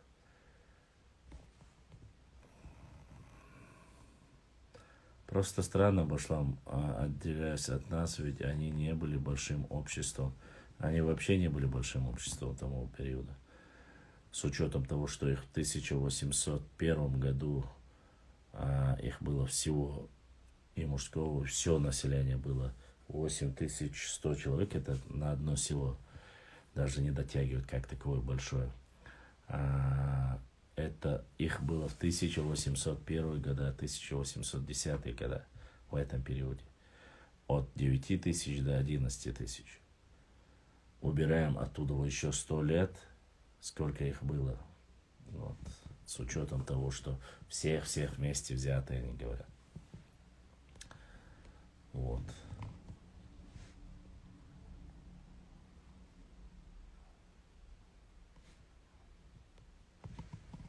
Дальше. Задавайте вопросы.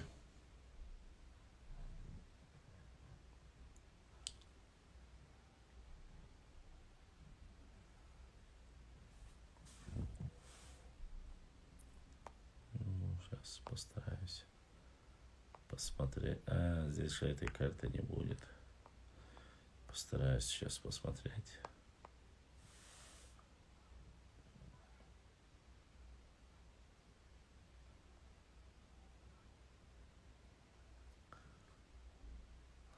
Ну, здесь они указаны прямо на границе. Вот смотрите. Глигу указано прямо на границе с Кабардой.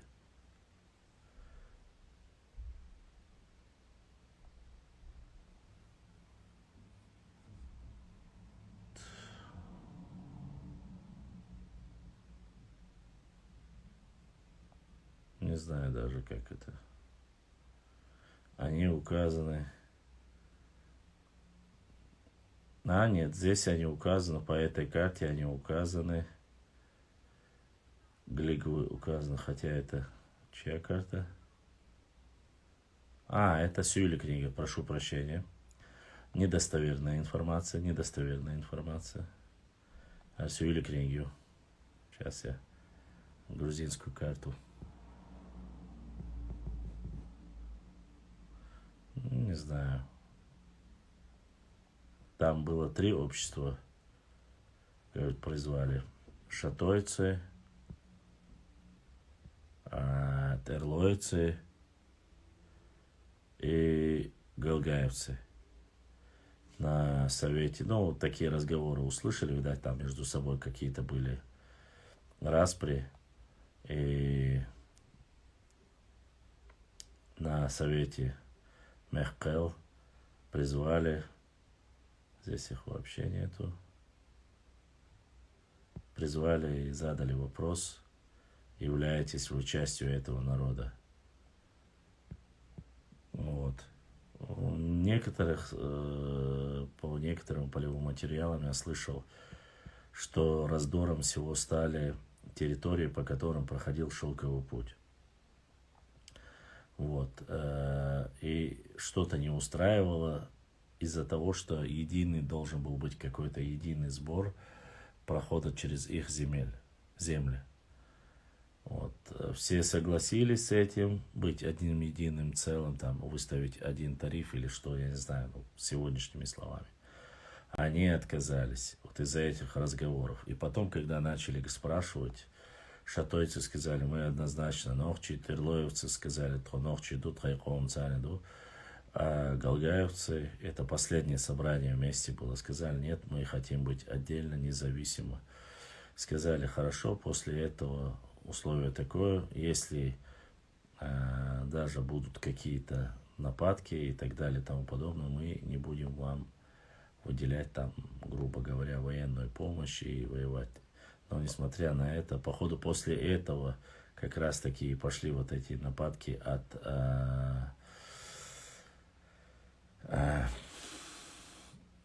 ламакинцев, которые нападали на ингушей. Вот, походу это вот как раз этот период и начало происходить. Вот так происходило это все.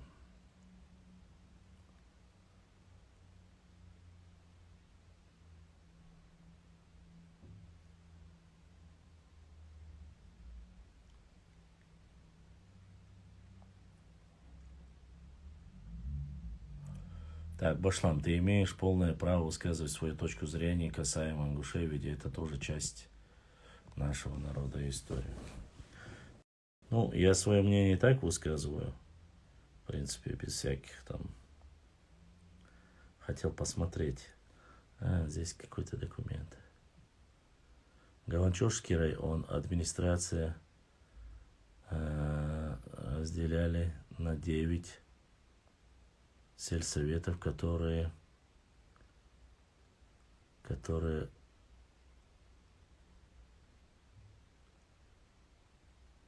объединяют от 8 до 22 хуторов. Каждый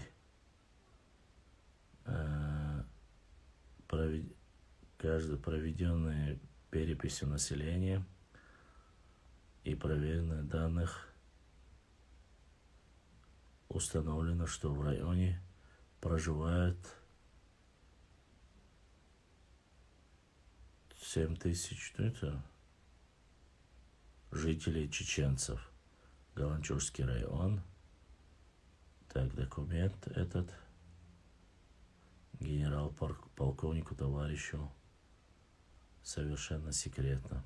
У меня очень четкие документы, оказывается. Марство, в каких годах был шелковый путь. Вы сами посмотрите, какие года.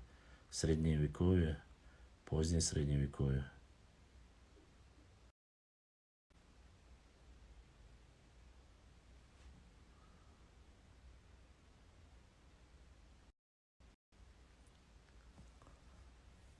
Марство, я отвечаю тебе. Но это как раз таки, я не могу сказать. Они сказали, что мы хотим отдельно, вот и после этого разделились однозначно. Вот.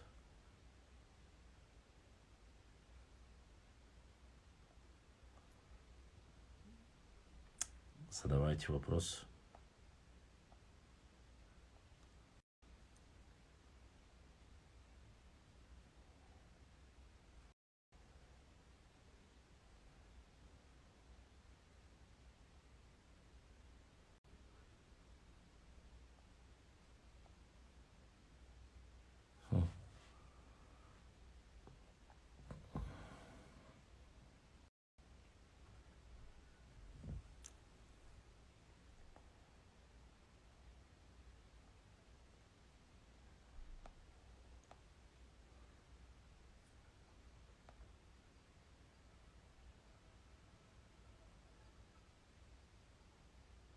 На этой карте, которая у меня есть,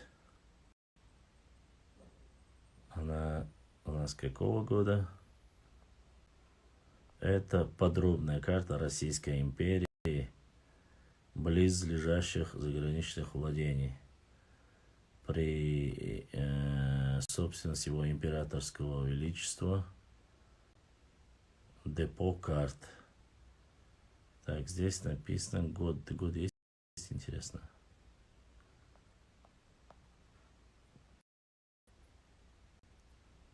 Это официальная карта. И здесь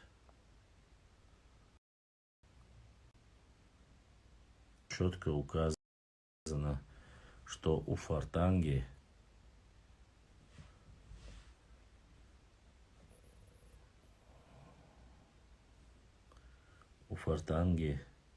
нету ни одного чеченца.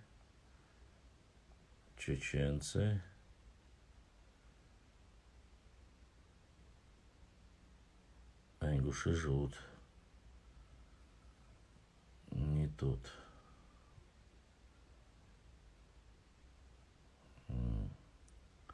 Так, освободишь карту.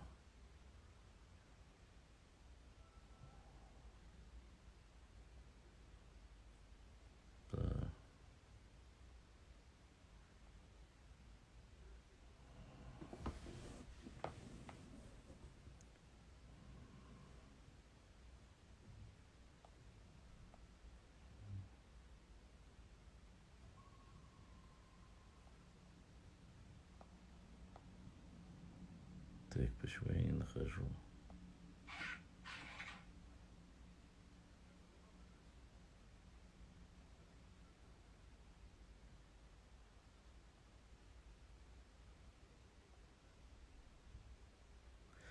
Нету этого, короче, здесь я не нахожу никак.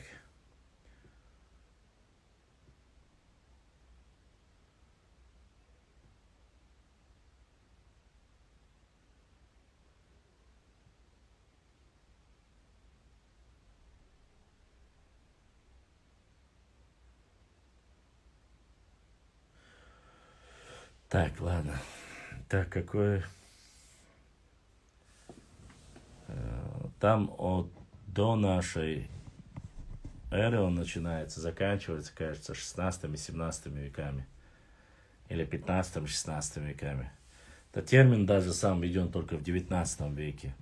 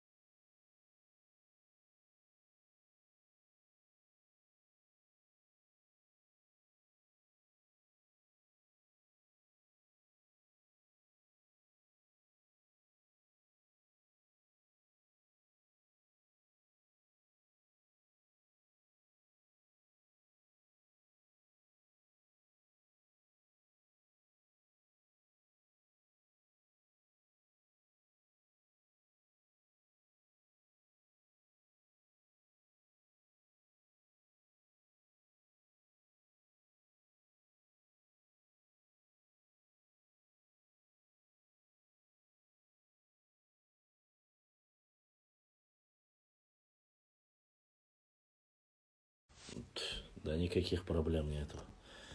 Кто хочет, остается, задает вопросы, пишет. Вот. Что касается их происхождения, именно дегорцев или там кого-то, кто был близко родственен и проживал в Дарьяльском ущелье, что там жили акинцы. Я знаю, что есть норнийцы, которые полностью отрицают этого. Вот, поэтому, однако, факт остается фактом. Это не я написал, и у Амада Сулейманова много написано об этом, и других авторов. Я обязательно это повторно найду и закину. Башлам, удивительно, что кладка камней на старинных башнях такая, словно раствор не использовался. Они словно просто лежат друг на друге. Ну да, есть такое, конечно же, у дегорцев. Я не знаю, честно. Я по ДНК не сильно такие. Я знаю, какие у нас есть основные ДНК у дегорцев, у других. У грузинов, я знаю, была информация у меня по грузинам. Вот Пшав, Тушинов, Хевсур. У них в основном J1, J2. Это я знаю точно. Кажется, даже Г есть у них. Вот. А вот по дегорцам, я не знаю. Вот по Осетии. Сейчас я читал другой материал, что они говорят фактически там ираноязычного, кроме как языка, ничего нету, что осетины в основном состоят чисто из кавказского кластера, от разных народов, говорят. Уже есть такие мнения. Я не могу сказать однозначно. Являются, то, что они являются ираноязычными, это однозначно. Но то, что они переняли язык, а сами они относятся якобы к чисто кавказским автохтонным народам, то есть от разных, то есть собрались и стали одним единым монолитом. Я не могу этого отрицать, но и не могу подтвердить однозначно. Почему? Потому что, какие народы не состоят, допустим, вот так, грубо говоря, объединившись там, превратились в один народ с носителем одного языка. На Кавказе таких народов я не знаю, который вот он чистейший, никого нету среди них. Нет ни одного народа, насколько я знаю.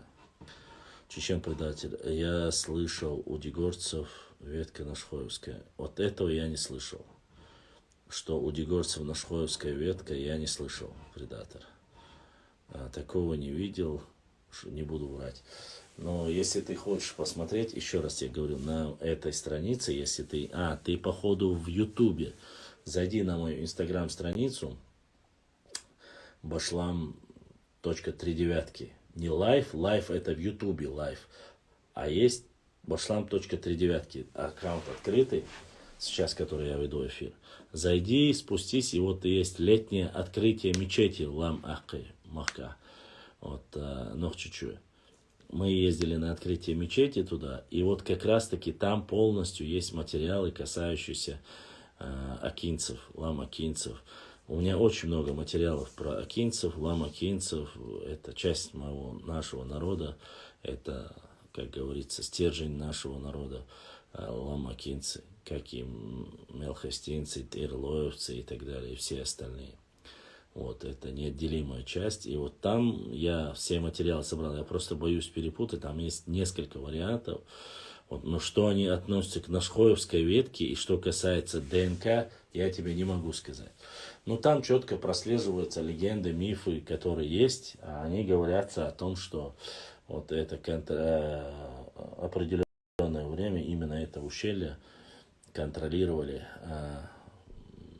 предки, родственники ламакинцев, то есть и относились к ним, что многие осетинские, кажется, дегорские как раз таки фамилии, что имеют родство именно с ними. Там есть моменты, где говорятся и с ними, и с ингушами, но в основном относятся к нашим лам-эхке. Вот. Хотя, если лам-акинцы, то это получается в основном они L3. Лам-эхке, L3 в основном гаплогруппа большая. Значит, и дегорцы должны быть тоже L3. поэтому часть Уарствоя, которая считается, появились от Акки, тоже предание есть, что часть Уарствоя являются их предками являются ламакинцы. Вот у них ветки L3, а остальных J1 и J2. Имеется в виду Уарствоя Бахшунас.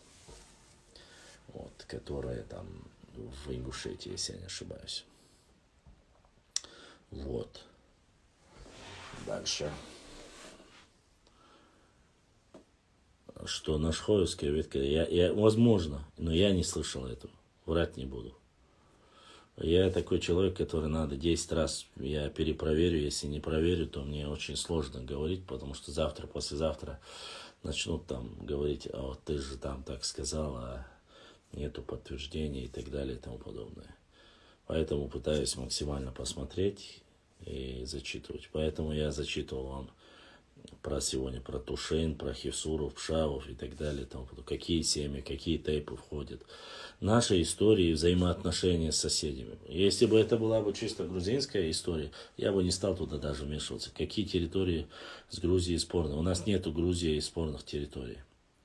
Ты говорил каких-то... Там есть 2 или 3 селения, которые когда-то на картах входили в часть Чечни, в Терскую область.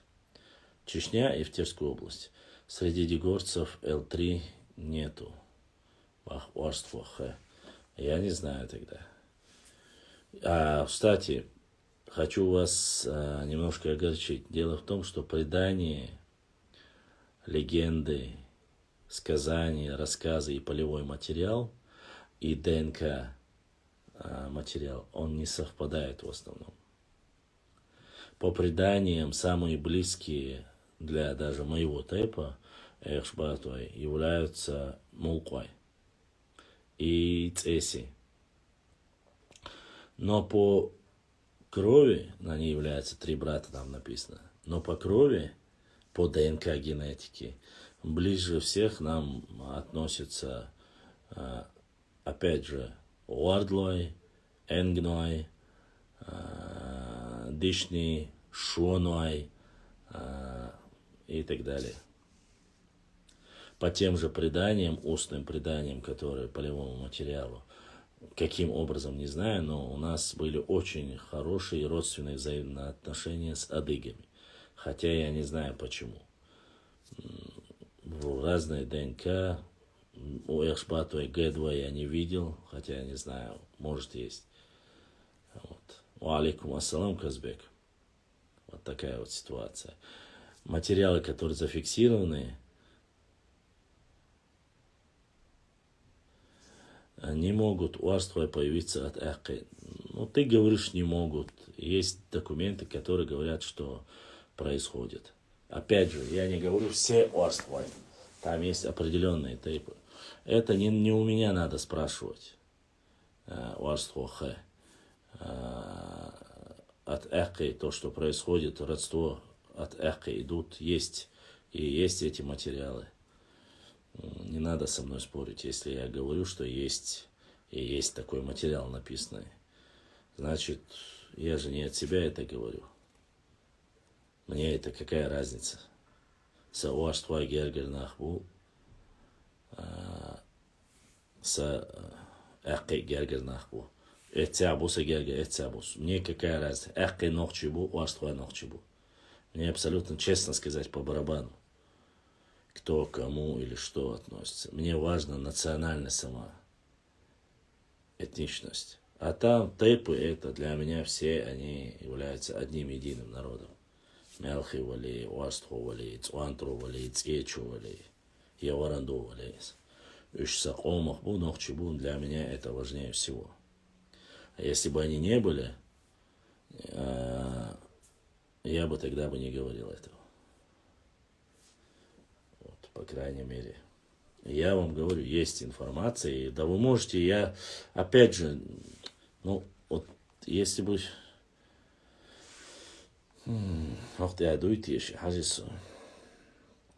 я же много раз публиковал это. Сейчас, подождите, у меня есть здесь гуноевцы, гуноевский спецназ есть. Сейчас я тебе скажу. Так, ВКББ, Богачев, это не то. Так, Мирабе тоже арестован, не только чеченцы. Так.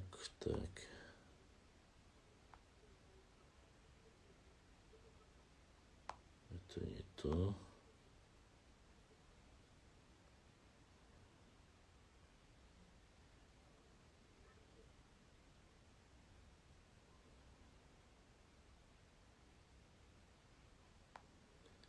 Так. Вот я yerime çok süre.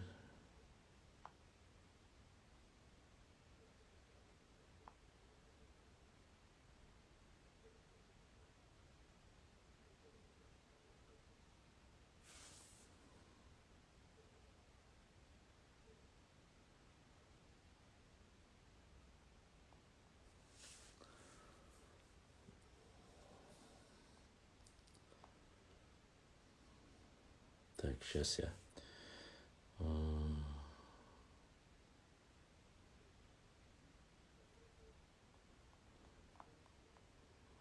Когда материалов много. Сейчас. Минуточку, не теряйтесь.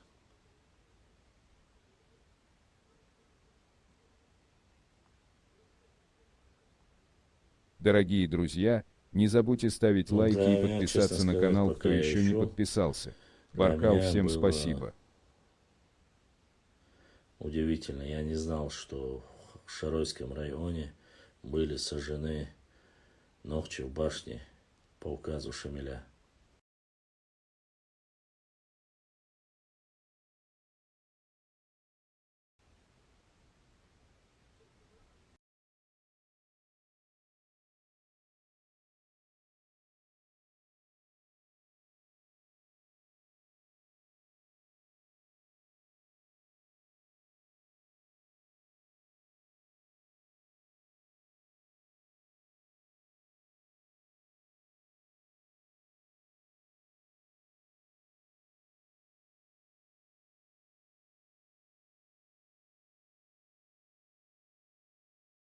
Сказать, пока я ищу, для меня было удивительно. Я не знал, что в Шаройском районе были сожжены ногти в башне по указу Шамиля.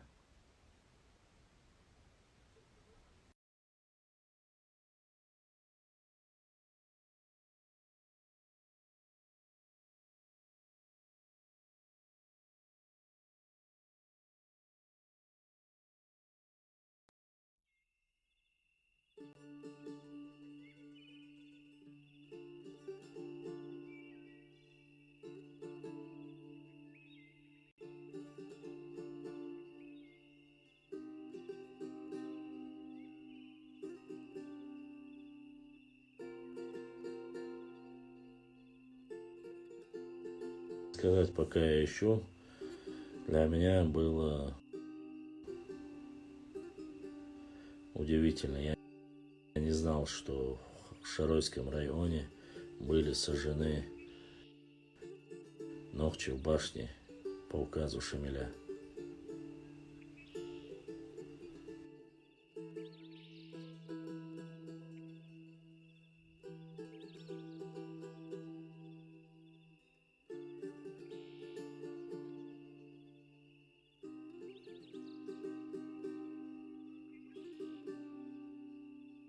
Сказать, пока я ищу, для меня было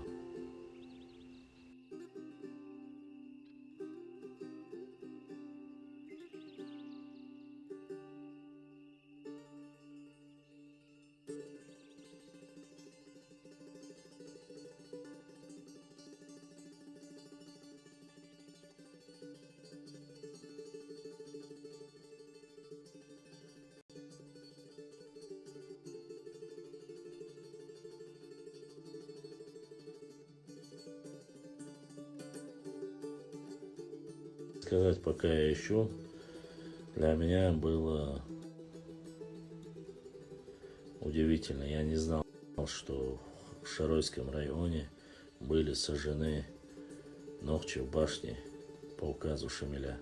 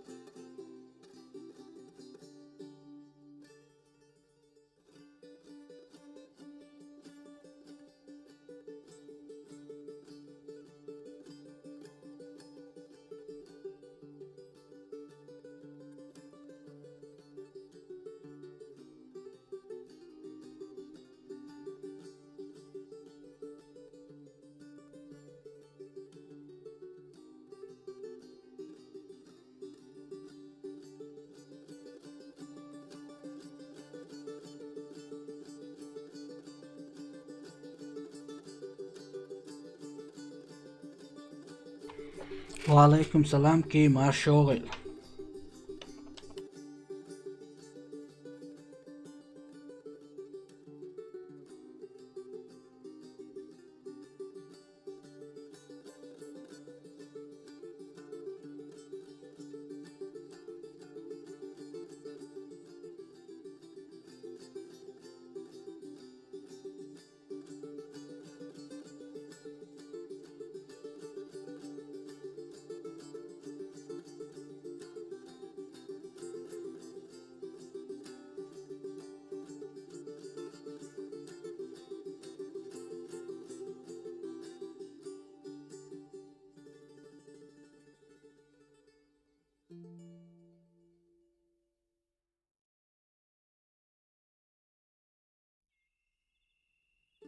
Дорогие друзья, не забудьте ставить лайки и подписаться на канал, кто еще не подписался.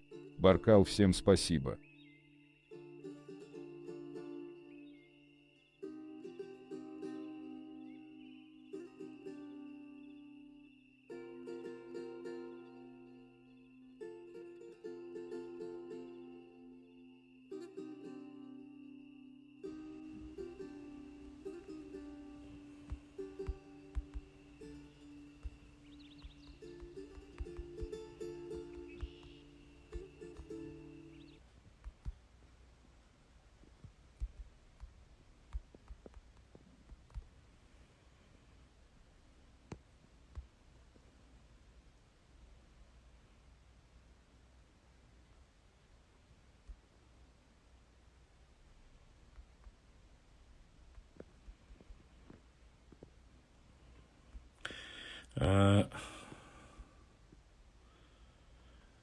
Походу, норнийцам никак не мется.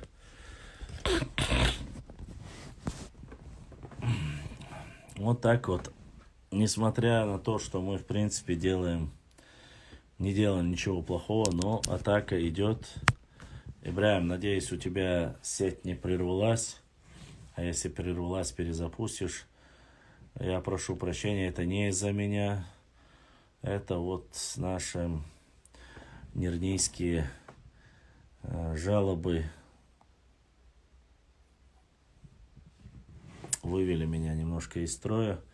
Но, несмотря на это, да, закончим наш эфир. Точнее, продолжим наш эфир. Пускай делают, что хотят, но мы не сдадимся. Жалобы. Я не знаю, из-за чего, что им не нравится.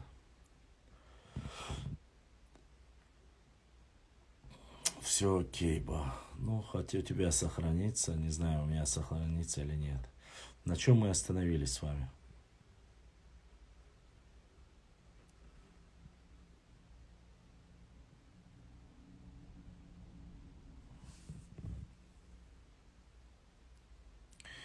Ну, каждый день в конце каждого эфира по 200-300 человек за время эфира заходит к нам в Инстаграм онлайн. Я не знаю, что там с Ютубом, но сюда заходит. Башлам, почему мы за основу должны брать грузинских историков, что у нас нет исторических документов. Я, к примеру, вот Бузуртанов всякие басни пишет, что нет через 100 лет на его источнике. Говорю тебе, во-первых, грузинские у нас нету историков, историки есть, но источников нет. Все архивные документы в основном грузинские. Что в грузинских документах плохого? Ничего плохого я не вижу. Это раз. Во-вторых, это все-таки периоды, разные периоды. У нас есть историки, которые занимаются древней историей, которые собирают все по крупицам. Опять же, объединяясь совместно. Это не так просто. Любой историк, который проводит, он должен параллели согласовывать, смотреть, искать рецензентов своих, которые непосредственно занимаются, как говорится, историей нашего народа. И это нужно все собрать и, ссылаясь на что-то, показывать. Так работают все историки. Там нельзя просто сел, сочинил. Ну, Бузуртанов сказки рассказывает, это его проблема. Мы не Бузуртановы. Понимаешь, там не русики, ладно, Бузуртанов, есть нормальные, наверное, люди с такой фамилией. Вот. А то, что русик там сочиняет, что завтра будут ссылаться на него, ну, на него ссылаться будут такие же доморощенные сказочники, как и он, ни больше, ни меньше.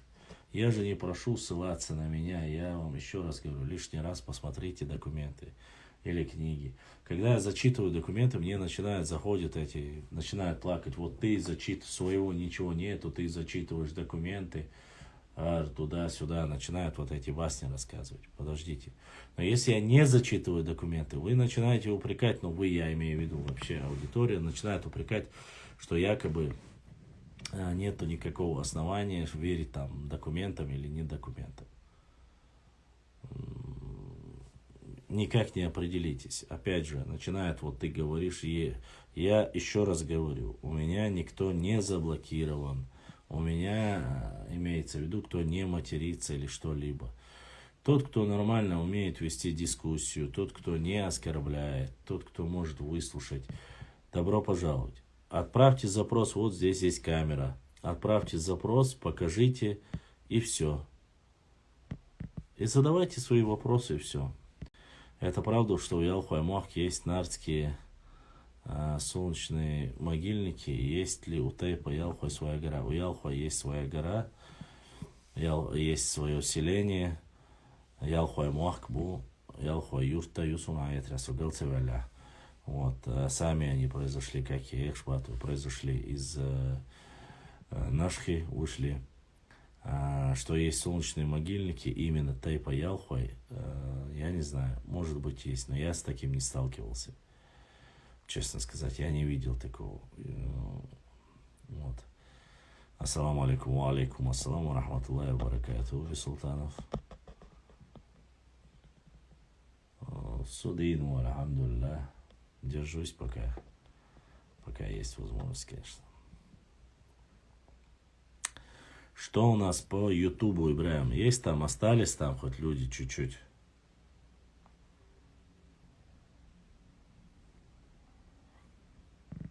Живые есть, пях, не день.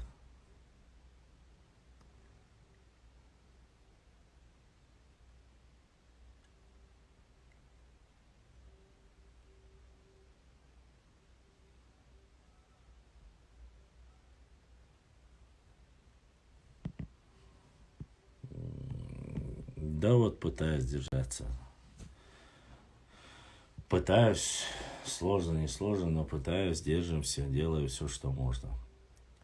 Ну, как говорится, что не эфир, новое открытие не скажу, но находим какие-то моменты,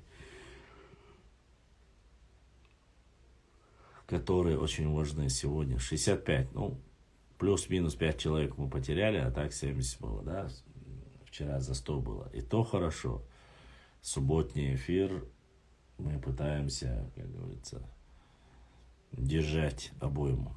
Да, я спрашивал, как раз таки говорил, что касается грузинских документов, армянских архивов. У нас архивов как таковых не осталось. Что касается наших историков, они сегодня пока немножко заняты. Не все, конечно, заняты, кто круче, кто умнее, у кого данные сильнее. они пока еще саблями меряются. Башлам все тайпы с нашки нет. Все произошли с нашки, это неправильно. То, что именно нашха в основном сохранила какие-то, не какие-то, а часть ногчи народа, которая скрывалась там. Вот. Это абсолютно верно.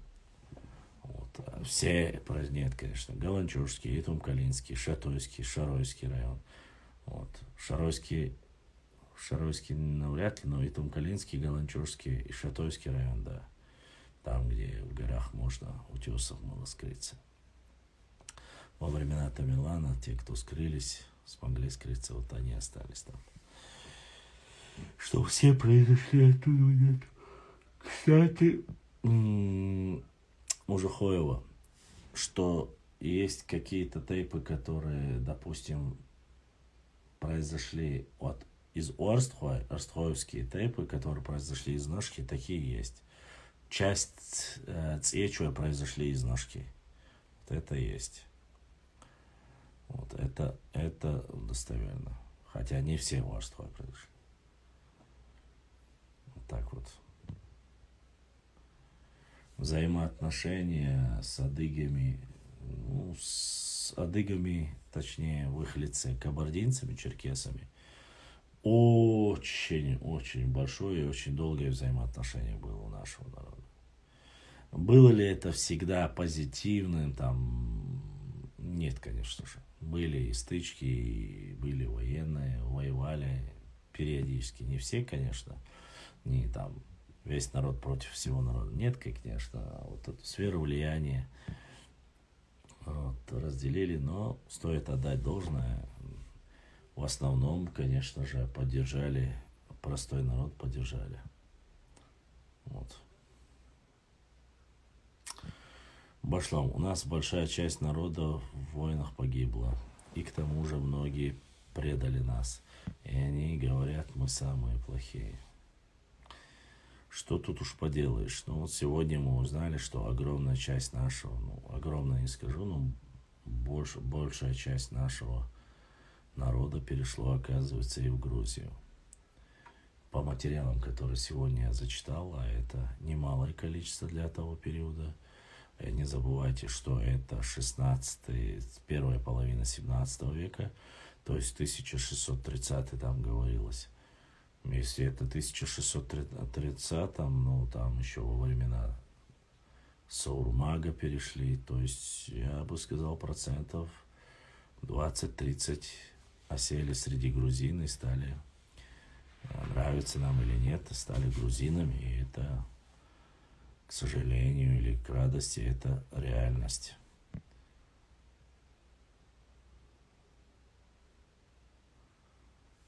Кто они? Конкретику говорите, кто они.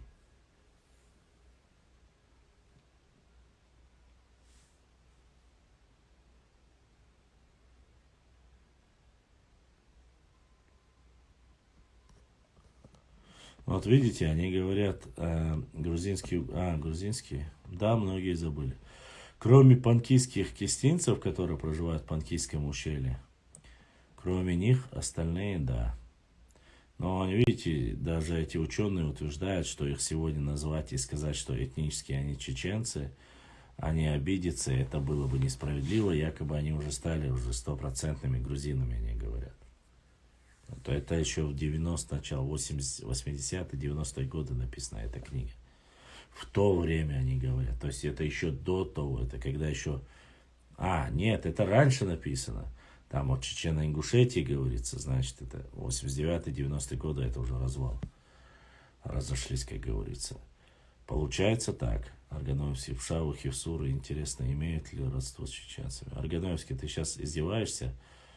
Посмотри первую часть нашего сегодняшнего эфира, ты удивишься, насколько много они с нами. Печально, теперь понятно, откуда появились войнахи. Не знаю, откуда появились войнахи. Но вот большая часть ушла туда и стали грузинами. Нет, шато, их же никто не просит их сейчас забрать, вернуть. Это речь не об этом. Они себя считают грузинами, все. Они же говорят, они считают себя грузинами, а те грузины, которые переселились, там некоторая часть в Итум-Калинский район, там Шатойский район, в другие районы грузины, которые переселились, они стали говорить нохчи. Он тем самым, наверное, там одна семья или две семьи, даже если это и произошло, но все-таки это уже статистика. Поэтому тут это в советское время книга написана. Опять же, я говорю, тут как бы друг другу нет, не должно быть никаких претензий. Вот. Они указывают о том, что есть взаимоотношения, то есть связи с Грузией очень тесные на самом деле, которые до конца не рассмотрены, и хотят ли, или сегодня же понимание, если ты этнически там начинаешь говорить, копать, и если ты находишь чеченские корни, или там, допустим, грузинские корни, они начинают претендовать на территории, то есть начнут говорить Тушетия наша, там, допустим, или Пшави, или Хивсуретия наша, начнут ингуши говорить. Ну, мало ли, я говорю, вообще. То тогда получаются эти претензии. Поэтому они грузины, мы нохчи. Но культурные взаимоотношения, они были, и очень сильные как бы, взаимоотношения были.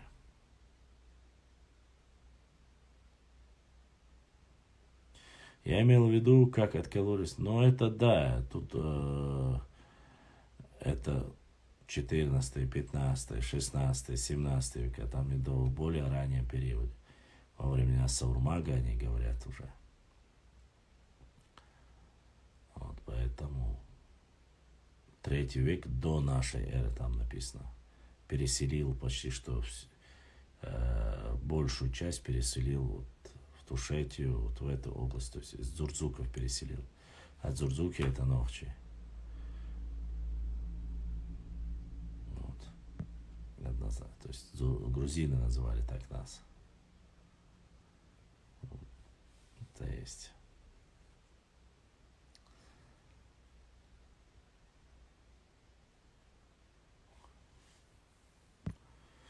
Почему? Я приглашаю, я же звал, я никому не закрыт. Еще раз я вам говорю.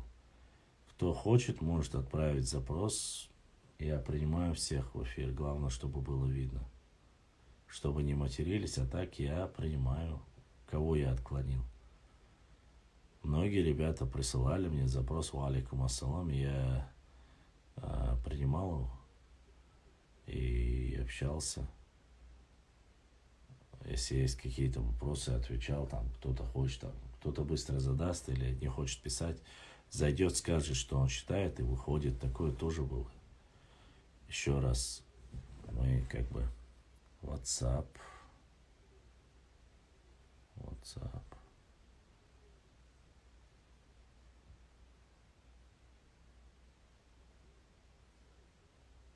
Ох, Йохарев Бабай. Нохчиюа. Задонатила Нохчиюа. Аллах да са дуэл. Будиснек эзешка судулил. Да дукья хюэль. Да будиснега хона беркет дуэл. Огромное спасибо нашей сестре Нохчиюа, которая задонатила и помогает нашему каналу за поддержку. Вот уже 2 человека сегодня с Ютуба задонатили, за что им огромное спасибо. За поддержку спасибо. Честно скажу, не ожидал, что девочка сегодня задонатила, наша сестра задонатила больше всех, так сказать. В последнее время такого донейшена, имеется в виду пропорциональности, большие такие не были. Ну, да, саба, да, духяхал. Да, мне очень радостно, когда сестры наши тоже помогают мне и вести наш канал. И это для меня очень важно. Аргун, Аргви, Аргвани, Аргвайцы, Арганой имеют ли общее? На ЧГТРК один наш историк рассказывал, что 300 аргвайцев, или сколько там их было, там были арганойцы. Я не знаю, Аргной, Нохчи, Тайпду, арганойцы, 300 арганойцев, вот эти вот мифы, сказки, там, что там на ЧГТРК рассказывал, кто рассказывал, Я не знаю, нет у меня такой информации, подтверждения. Должны быть документы, факты, еще раз факты. Я не стану ни русиком, не стану очередным каким-нибудь балабулом, который будет говорить от себя. Есть книга, есть документы, есть ссылка. Или же даже указывают, если они говорят, что это полевой материал, пускай скажут, кто дал, откуда, с какого селения, где это написано, в какой газете это написано или в какой книге, я тогда могу понять. Не уподобляйтесь нордийцам, я вас прошу ради Всевышнего Аллаха. У Нохчи народа есть достойные сыны, отцы, матери, я не знаю, кого еще вам назвать, всех, которые имеют прекрасную историю. Нам не нужно сочинять и брать какие-то вот эти байки, скороговорки, там, я услышал это все. Аргнуай, достойный Нохчи Тайп. ДНК-тесты показали, что они имеют родство и имеют только с нами в основном, то имеется Нохчи корни имеет. Говорили, что они якобы там из Кабарды говорили, что они якобы сюли, но ДНК показывает, что нет. Такого ДНК у сюли нету. Имеется в виду вот близкий родственник, который был. Только Нохчи. Не знаю там кто что. А являются ли они 300 аргванцев и аргвани там. Ну, чуть-чуть похожие сразу брать это очень сложно. Нельзя уподобляться. Мне очень многие пишут люди и начинают говорить, Хардуаш Хайзасуна и Бог. Иду. Ну, я честно сказать, вот так вот Син, Пианиц, Инбин, Хоуи, вот такие вот мифы, сказки, там, яйца динозавров, йети, такие вещи я не люблю и презираю их. Для меня это очень принципиально, мы не должны таких вещей допускать. Не уподобляйтесь врунам, сказочникам, ищите истинную историю. Сразу говорите, если нету точной ссылки, вот я предполагаю, я так думаю, есть ли основания, гипотеза, теория. Уже видите, вот я сегодня первый час фактически я зачитывал эту книгу. Ну сколько там фамилий, сотни фамилий, семей, оказывается, там переселились. Куда переселились? В Грузию. И начинается это с какого? С 3 века до нашей эры и заканчивают там 18 веком. 1831-1860. И все время эти переселялись туда, кто? Начиная от зурдзуков, потом кистинцы. Вы посмотрите, я же вам перечислил, в Тушете, в Хевсурете, в Пшаве, сколько переселилось. Огромное количество нохчих семей. Там и фамилии, не то, что там говорится, какие тейпы туда переселились. Майство из Чанты, пришел этот из Чанты, убийство сделал, там кровная месть из Чанты. И сразу было видно, где ингушские фамилии. Почему? Потому что там сразу ингушские фамилии, сразу по фамильному можно было понять. И где наши? 90% наши, и только там в определенном случае там были другие. И кто-то еще задонатил, уже из инстаграмных наших братьев. Аллах дал сааду буди синчунах, дал беркет дойл. Огромное спасибо моим братьям, сестрам, которые донатят, которые помогают нашему каналу, несмотря на тяжелое время. Башлам. Если они по ДНК нохчи, но язык даже грузинский, то они в крови нохчи все равно же можно как своих рассматривать тоже, наверное, как считаешь.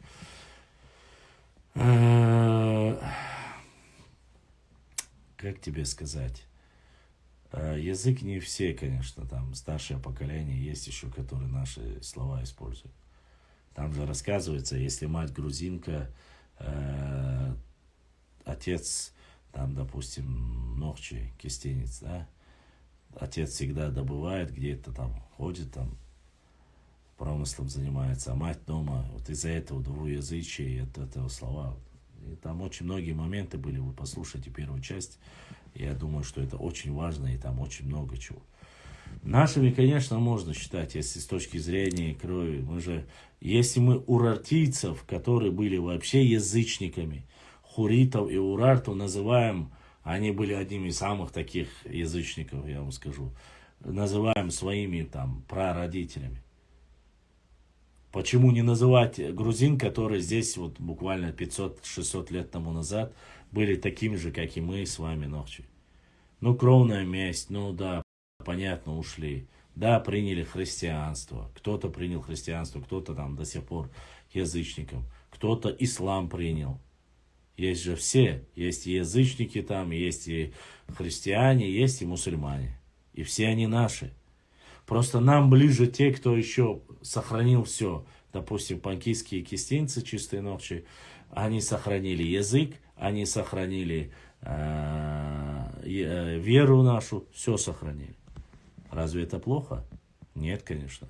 Это великолепно. Поэтому я не скажу, что они не наши. Я это говорю, являются монотеистами для начала. Да, они не мусульмане. Да, есть у нас очень сильное разногласие в религиозном плане. Но они единобожниками считаются с точки зрения религии. С точки зрения того, что они христиане, но тебе без права никто не говорит, что можно убивать христианина. Это раз. Во-вторых, если ты будешь вести грамотно работу, политику, имеется в виду объяснять людям, если мы будем друг с другом вести родственные отношения, пускай человек сам выбирает, что истина, что нет.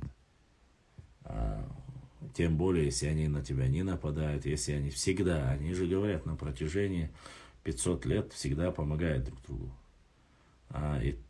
Последний, кто задонатил, это был Юсуп.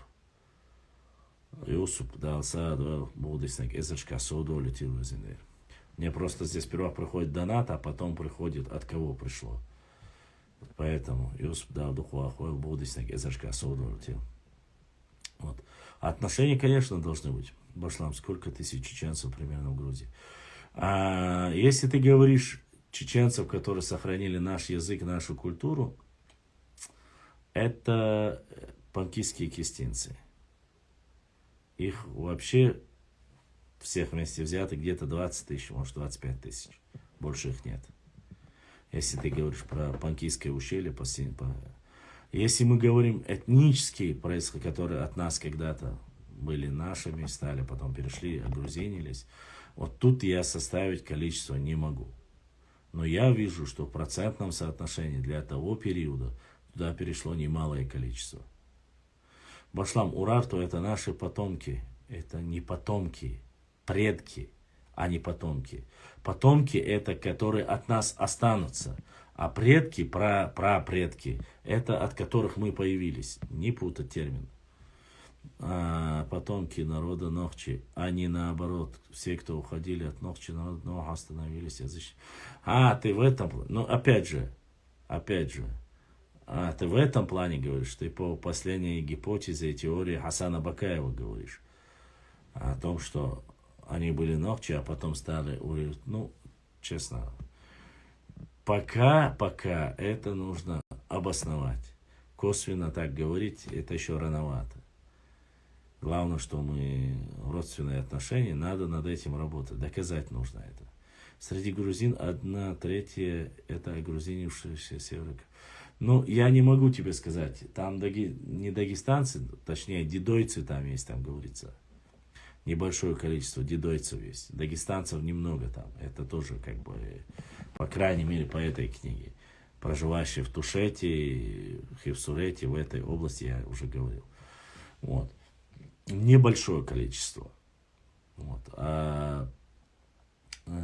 Что касается нас, ну, я еще раз, мы всегда говорили, Пшавы, Хевсуры, Тушины, что среди нас еще этот Русик Вяси, не говорят, что, не говорят, что Хевсуры, чеченцы и так далее. Ну, это просто-напросто дуб-дубом человек. Вот книги написано, и там говорится, там пофамильно перечисляется. И это говорят и пишут, еще раз прошу меня услышать, это говорят сами грузины, грузинские ученые. И там фактически материала, использованного от наших источников или историков, нет вообще. Вообще нету в этой книге. Вся Северная Грузия, Сваны, Мигрелы и горные Картфелы — это все тесно связанные народы с Северным Кавказом, одним из черкесов, другие из болгарцев, и третий из чечен. Ну, Свободный Волк. Не знаю, ты первую часть пропустил по ходу нашего эфира? Я его загружу сюда или через YouTube посмотри, там очень много материала. Ты увидишь. Я вот сегодня для меня стало вот новостью то, что были сожжены имамом Шамилем наши нохчи-шаройцы в башне, загнали в башню и сожгли, говорят. За то, что они не приняли там ислам и шариатское управление. Это сделал имам Шамиль, они говорят. Опять же, с какой стороны посмотреть? Имели ли право их сжигать и убивать? Это раз, если они приняли, не приняли. Правильно ли это? С какой стороны вы посмотрите и какую оценку исторически нужно давать это? Но факт, что это было. И те, которые не хотели встать под его, там, грубо говоря, предводительством, ушли. Ушли в Тушетию, там, в Хевсуретию, в Шаю, без разницы. От Нуха у нас ничего не осталось. Вы знаете, сколько тысяч лет прошло после этого Нуха. Ну, во-первых, не говори после этого Нуха себе Мужухоева, да, Лариэла, Нуха, алейхиссалам, Пайхмару для начала. Оставим все остальное. Это 4-й пророк. А пророки посланы Всевышним Аллахом. После этого Нуха никогда не говори. Никогда даже себе, вот, даже устно даже так говорить себе не говори. Про любого пророка, посланного Всевышним Аллахом, нельзя так говорить. Башлан, ты же читал Зелимхан. Помнишь, что Шамиль сделал с отцом и его дедом? О чем говорить? Ну, я вообще говорю. Ну, что шаройцев сжигали, я не знал. Оказывается, огромное количество хакмадойцы, шикаройцы, хуландойцы, они тоже переехали в Тушетию. Я этого не знал.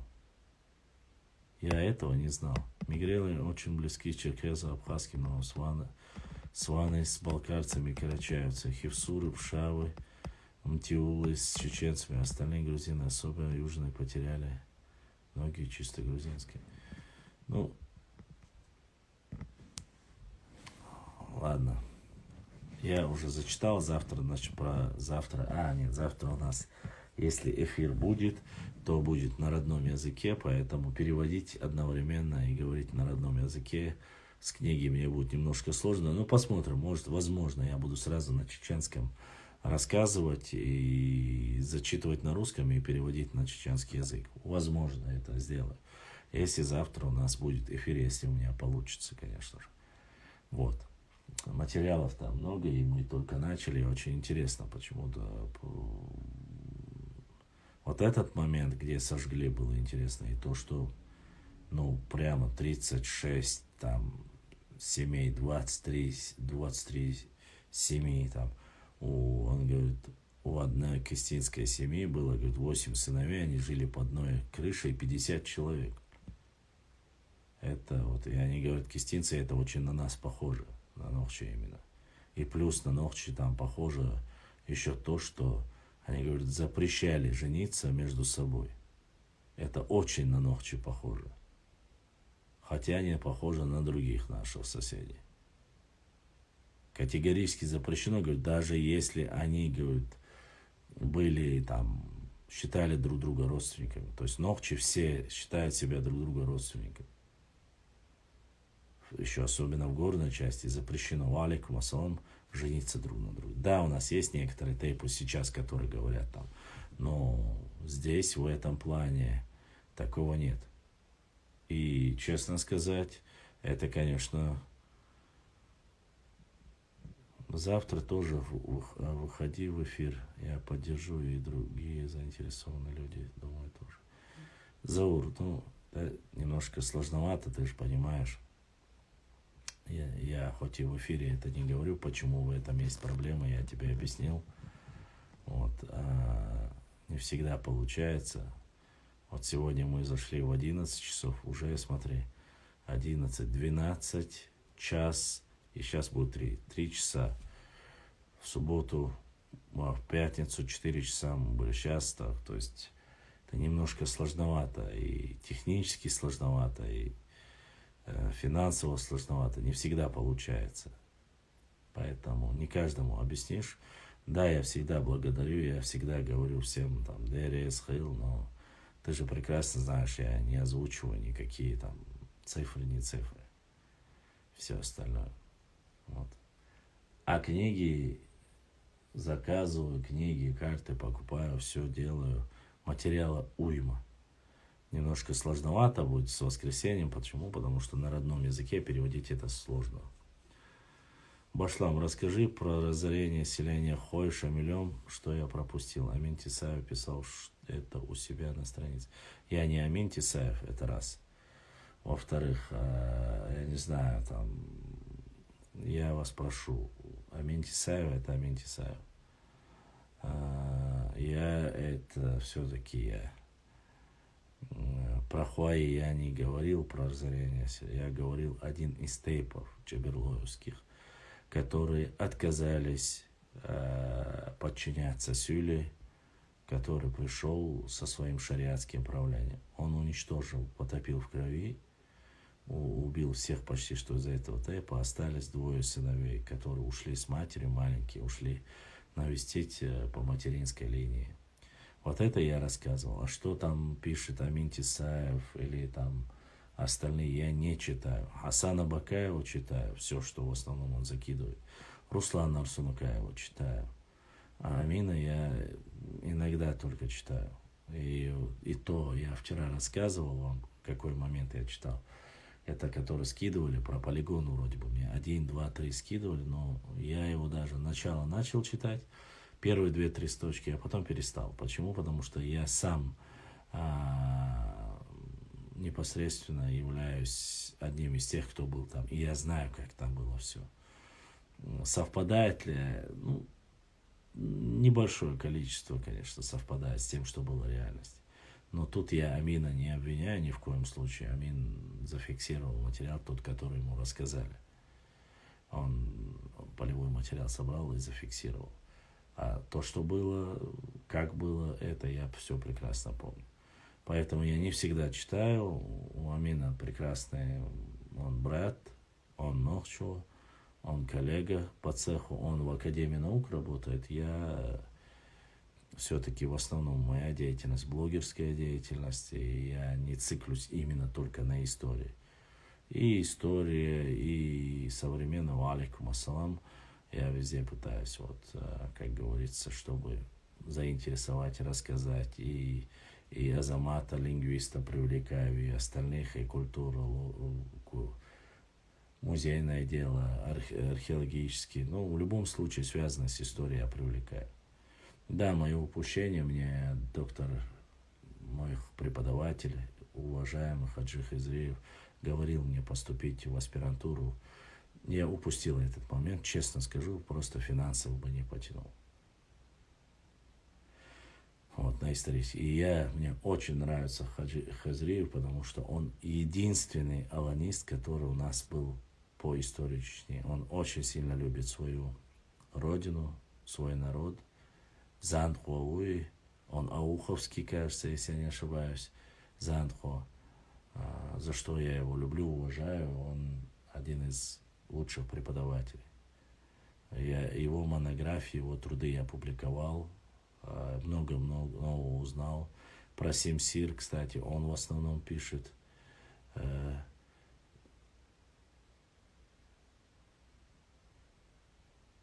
Поэтому, поэтому тут, вот он мне предлагал поступить в аспирантуру, но я как-то немножко упустил этот момент.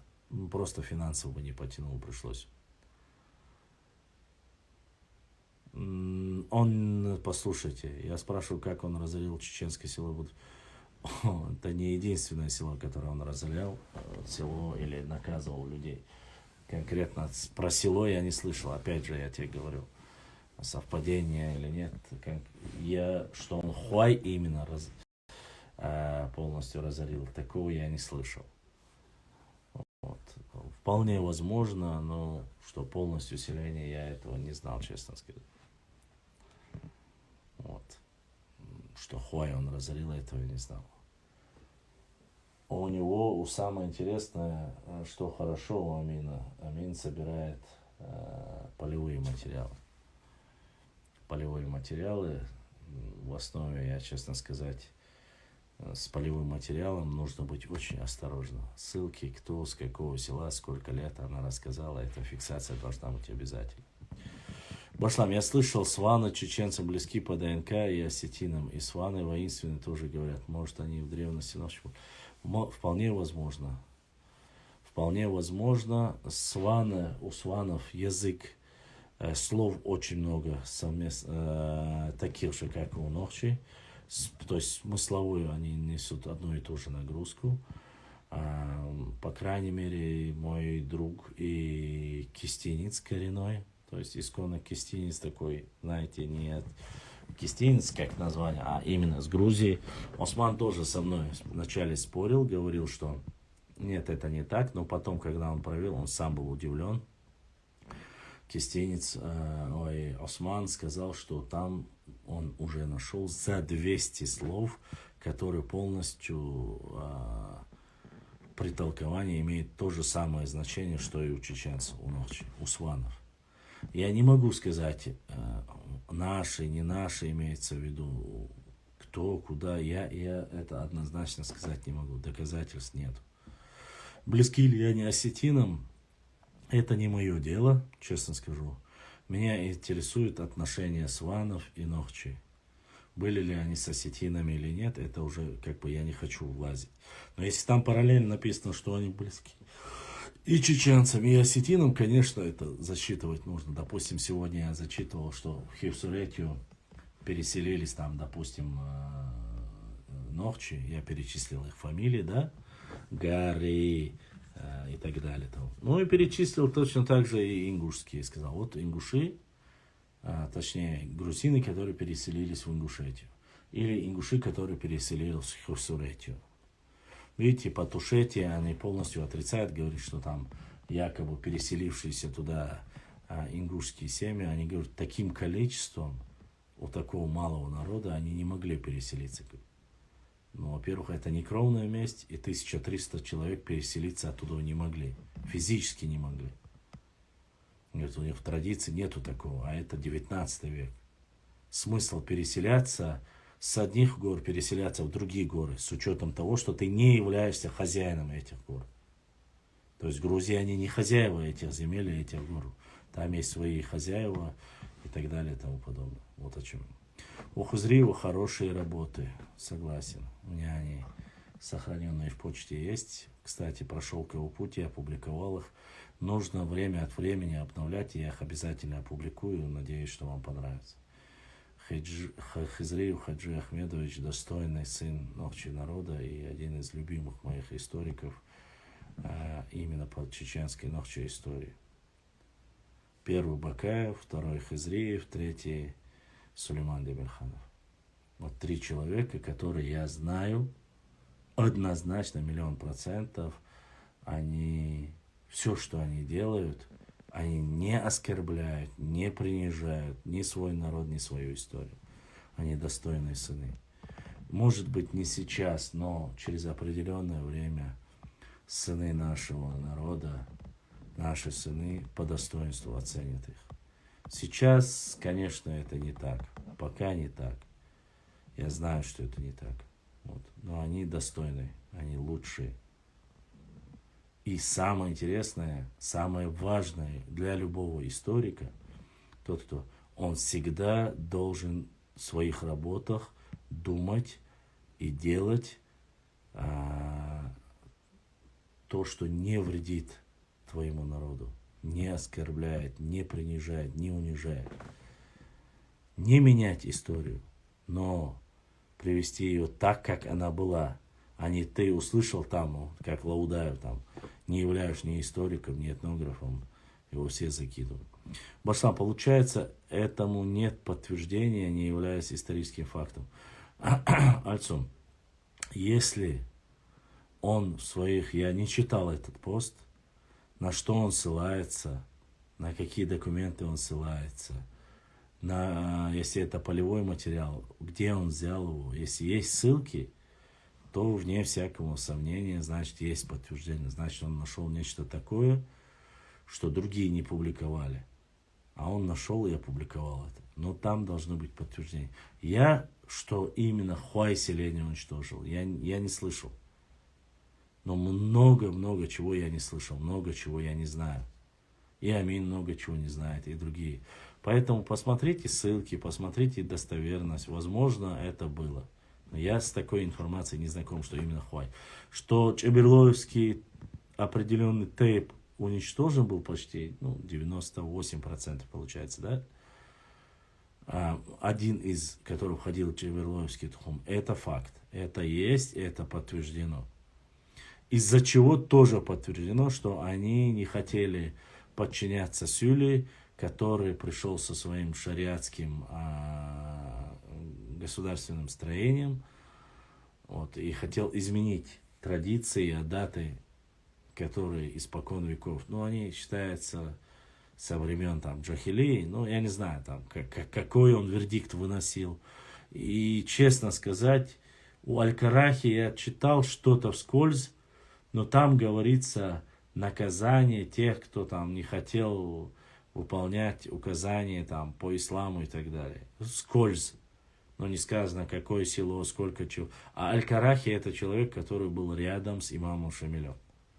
И ему, честно сказать, ничего не стоило написать, что уничтожили чеченцев. Хотя, точно так же Аль-Карахи не написал, что были сожжены жители Шароя за то, что они не послушались имама Шамиля или не приняли ислам, как они говорят. Были уничтожены часть тейпа Хуландой, а другая часть переселилась в Тушетию. Об этом тоже нет у Аль-Карахи. Но, видите, документы всплывают, информацию узнают. Это же не обозначает, что Аль-Карахи прямо все записывал. Но факт остается фактом, такие дела тоже есть. И это важно, это нужно знать. А больше информации, чем Аль-Карахи, о Шамиле знать никто не мог. Особенно, когда он пришел. Потому что с первого дня, когда он приходит с Ахульга, Аль-Карахи был с ним рядом. И до последнего фактически. Единственное, во время взятия Гуниба Аль-Карахи не был Шамилем. Аль-Карахи был на стороне, его привлекли царская Россия, он уже отошел, говорят, от Шамиля. И он, если я не ошибаюсь, он был приглашен, он присутствовал но он не был на стороне Шамиля. Якобы, когда он шел договариваться, что он стоял где-то, говорили. Но самого его внутри Гуниба не было. И поэтому он, само собой, не мог зафиксировать, был ли этот диван последний, где был Байсангур Биноевский, национальный герой Нохчи, или не был. Но Аль-Карахи не было там. Имеется в виду внутри. Некоторые говорят, что он ушел чуть раньше. Не знаю. Врать не буду. Чего не знаю, того не знаю. Нохчи некоторые думают, мы кистинцы, грузины почему-то. А те нохчи, которые думают кистинцы, грузины, это это показывает необразованность человека. Кистинцы это чистые нохчи, но кистинцы это название грузинское. Как и фамилия, допустим. Если я сегодня увидел Чимаешвили написано. Моего, 1, 2, 3, 4 прадед Чим. Его звали, имя Чим был. Мы от них Чимаева. И я сейчас не знаю. И там и Эшбатой упоминается. Понимаете? Там и Эшбатой упоминается. Получается, что они Эшбатой или Чим это. Я же могу сейчас сказать, это наши, я что-то нашел у нас. Я не могу это. Это может быть просто совпадение. Просто к моей фамилии добавилось Швили в конце. И все. Или Баушвили, что-то такое было. Я зачитывал 2 раза, я просто-напросто сам офонарел. Есть же, есть. Говорить, что это однозначно наше, я не могу. Башлам, нам надо больше людей в изучении истории затаскивать, это важно, и меньше ерундой интересоваться будут. А чечен-предатор, этим не хотят заниматься. За это никто не платит, за это никому ты не становишься нужным, честно, к сожалению. Поэтому здесь почти что, как говорится, нас Гулькин хвостик. Даже возьмем тех же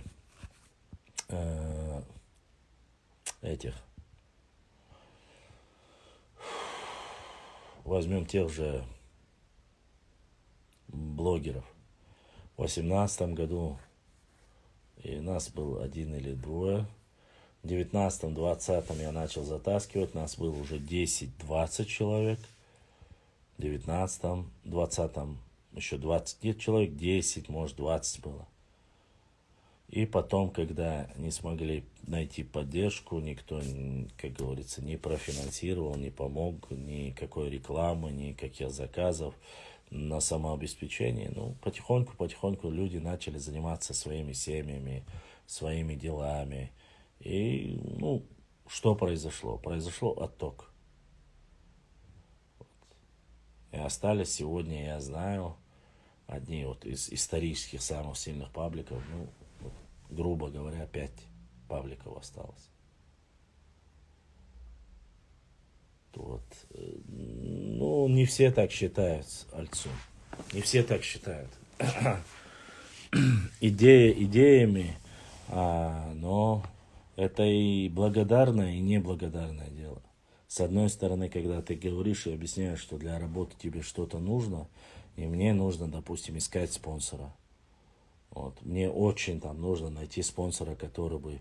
Вот сейчас одну технику мне там помогли, один брат Макажу купить. Там, грубо говоря, он сам купил и дал. Теперь мне нужно найти другого человека, который бы взял бы хорошее железо. То есть хороший MacBook. Air, там, я не знаю, ну, хороший такой оперативной память. Мне нужно его искать. Понимаешь? Потому что сам я его не потяну. И вещь эта непростая, она тоже дорогая. Найти этого человека очень сложно. Потом нужно найти другого человека, чтобы он помог с камерой, с фотоаппаратом. Другого человека нужно, чтобы это... И потом ксерокс какой-нибудь там, который нужно копировать документы, книги, чтобы я мог укладывать. Для всего этого нужна поддержка. Один человек это не потянет. Техника очень согласна. Техника очень согласна, Баса. Техника очень дорогая. Я сколько раз открывал donation, открыл, говорил, давайте соберем на фотоаппарат Mark III, чтобы через телефон не делать. Там есть хороший зум, там на Wi-Fi. Давайте купим, давайте соберем. Что получилось? В то время еще не было запрещено Instagram, то есть без VPN. Не смогли. Понимаешь? Хотя из этого там вырезали, сказали, он это сказал, он просто там поддержку, чтобы поддержали его. Эти люди меня упрекали, особенно с норнийцами упрекали, поддавались на провокации норнийцев, и сами те норнийцы и могут отправлять и в Европу, там, в Дубай, в другие места могут оплачивать, гостиницы оплачивать своим пропагандистам, грубо говоря, своей истории. Им оплачивать это нормально. Книги там за 500 тысяч нормально. Поехать в Дубай, Грузию, оплатить это нормально. А когда мне мои ногти начали чуть-чуть помогать, начали говорить, он за это, я еще раз говорю, мои же ногти мне начали, нам нравится, как ты ведешь историю, нам это все нравится, но есть одна проблема, вот у тебя там стоит поддержка донатом, вот это не нужно. Я, во-первых, никого ничего насильно не заставляю, да и плюс, даже если 1000 человек у меня в эфире заходили до 7000, вы помните, да, когда еще зашел председатель парламента в эфир, это еще в те годы, 7000 было человек в эфире. И сколько человек задонатило? 5-6 человек, 7 человек, 10 человек. Не тысячами, 100 рублей, 50 рублей. У меня нету таких огромных там прямо, грубо говоря, в этот день я говорю. А упрекать Эдинир, мы, ну извини меня, я говорю, окей, я говорю, хорошо. Я ни у кого ничего, уберу слово, там, уберем. Не важно, что все блогеры это используют. Для работы это нужно, это жизненно необходимо. Не важно, что уберем эту строчку, я говорю, окей, мне нужны книги, мне нужны карты, мне нужны архивные документы, сканировать, распечатывать. Вот, и хотя бы в 3 года 1 раз нужно менять телефон, потому что невозможно. А есть эти возможности. Есть такой там бизнесмен, который говорит, все, я это на себя беру, ты главное работай. Нету. Однако фотографии с Сурковым там обсуждать, что там у меня российский флаг был еще в студенческие годы, которые я и там ездил, Буэйсера, сойти его встречать, там с олимпийскими вот этими медальки, вот эти искусственные повесили, мы там встречали нашего олимпийского чемпиона, потому что он единственный ногчий в мире, который вообще достиг такого. 3-кратный олимпийский чемпион. Мы вот на такую, так патриотически были настроены, молодежная организация, мы ходили встречать, там нарисовали флаги, ну, неважно, для чего мы это делали. Просто мы живем в этом государстве. Есть какие-то вот вещи такие, которые, ну, по молодости было другое. И с 18 года я, когда пришел в эфир, я сразу сказал, если вы собираетесь обсуждать, что я делал по молодости, студенческие годы, с кем я общался, с кем я дружил, курил я, пил я, ходил я там где-то на дискотеке. Если вы мою личную жизнь пытаетесь обсуждать, тогда не оставайтесь, не нужно оставаться у меня в эфирах. Если вы хотите историю нашу изучать, историю, культуру, традиции, я постараюсь вам максимально карты, географию, все постараюсь сделать. Нету людей, у которых нету ошибок. Нет таких людей. Идеальных людей, если ты не пророк, если ты, вот нету этого. Поэтому, когда даже свои люди тебе начинают, вот, Эллери, 1-2 раза я своим подписчикам и сказал, такая-то ситуация. Я начал выпадать. Я убрал эту строчку, я выпадал там на полмесяца, не делал эфиры. Я смотрю, а враги не дремлют. Вот, грубо говоря, враги не дремлют. Каждый день писали, видеоролики пилили.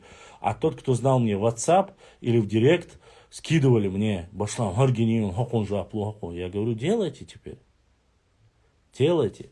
Я вначале же говорил не себя даже, я говорил, хотя бы других блогеров поддержите.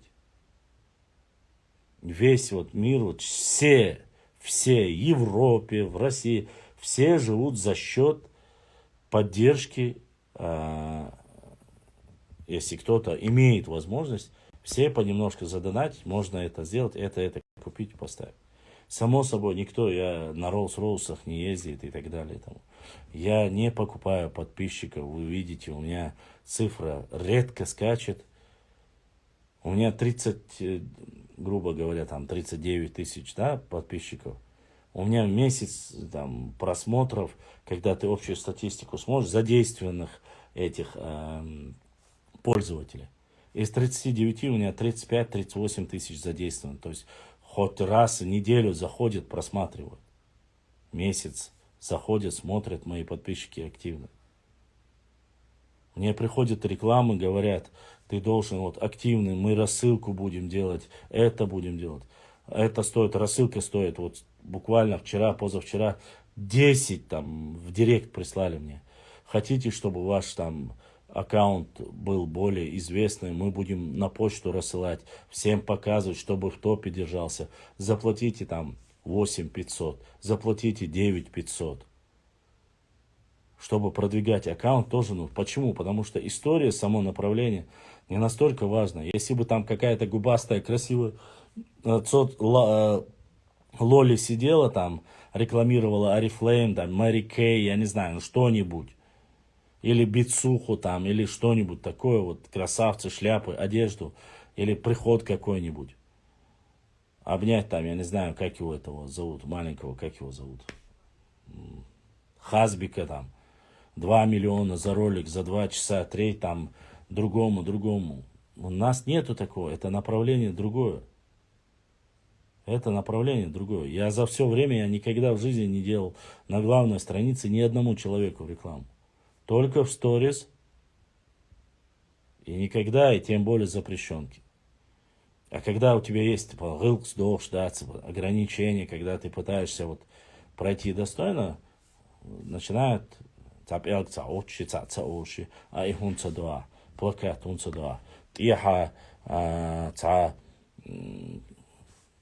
куз датвеш дикхердера войнохчи картош. Дхердера? Ну сколько это стоит? Могу ли я себе это позволить или вы себе это позволить? Нет, конечно. Что бы делаешь, Милуш?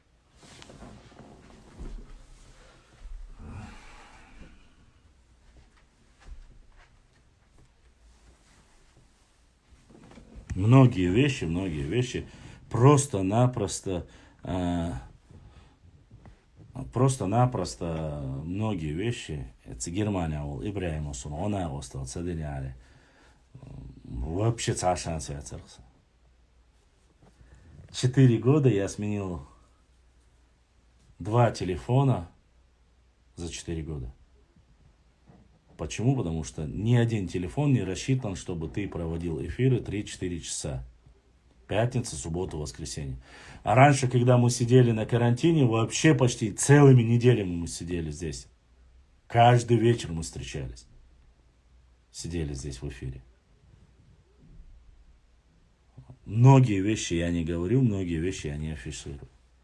Конечно, история неинтересна, границ. До тех пор, пока не затронут конкретно твой тейп, или твое село, или вот у нас вот это абстрагирование у нас есть. Мы оскорбляем ауховцев, называя их силюш инбу. Мы оскорбляем кистинцев, их гюржиш инбу. Мы оскорбляем урду махка ашбол нохчи, мухаджиров, их арбуаш инбу. Мы оскорбляем в Турции проживающих мухаджиров, их хункер махка ашбол. Иш инбу, царь, иш оскорблять. Потом, когда всех внешних мы обсудим, внутри мы начинаем. Хар сюли, хар гунядина, хар терски казаки, штане, хар гунядина, шин, и самое главное, не знаю, вот столько даже ничего не знаю. Когда всех внешних обсудили, начинают внутри. Вы думаете, только внешних обсуждали? Вот есть такие дебилы, которые не знают ни Б, ни М, но они вот всегда готовы на пятачке собраться и обсуждать это. А ты спрашиваешь, откуда ты взял? Дай мне ссылку, какая книга, где ты это взял? А, все, ничего, нечего ответить. Нечего ответить. Поэтому у нас кенхи сюли говорят, что пол шароя это сюли юбош. Аж буш. Наша земля, наша родина буш. Аух шен хаякач, газгум ки сюли, газгум ки сюли бу. И агу хаякач. Хар агу, хети дачхой Мартана, уже давно перешли до Урус Мартана, до Аргуна, мой родной Бяркелте, хаюч, голгы бу, аж тхайер буш. Наурский, Шилковской район говорит, отдайте, это вообще принадлежит Ставропольскому краю, ба? Главное, ногчись сакачани, канакач.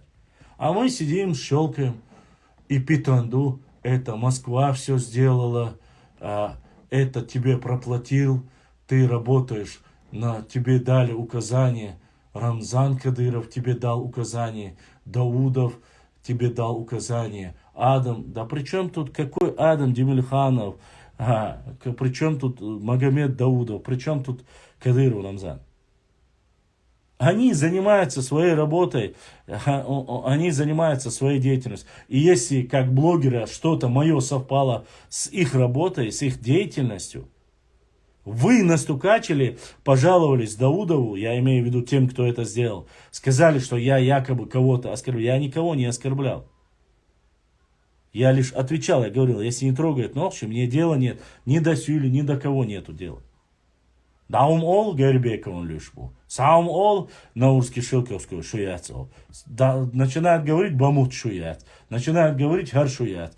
Уарстхой шубац. Шу соняден ноге хадылду. Шуняден küpчülükду. Нахиду. Шу нехчиду. Шуняден оталдинду. Сколько это нужно? Я не выдержал этого. До этого вы видели когда-нибудь, чтобы я хоть слово сказал? Нет? Я взялся за это. С достойными, я достойный. Я же говорю, с достойными братьями, я с радостью, я достойный. Давайте общаться, культурно говорить. И когда это было хайповое дело, все были на волне. Все начали интересоваться, а где мой дом, а где моя башня, а где мой тейп, а чистый мини. И все, эта волна поднялась.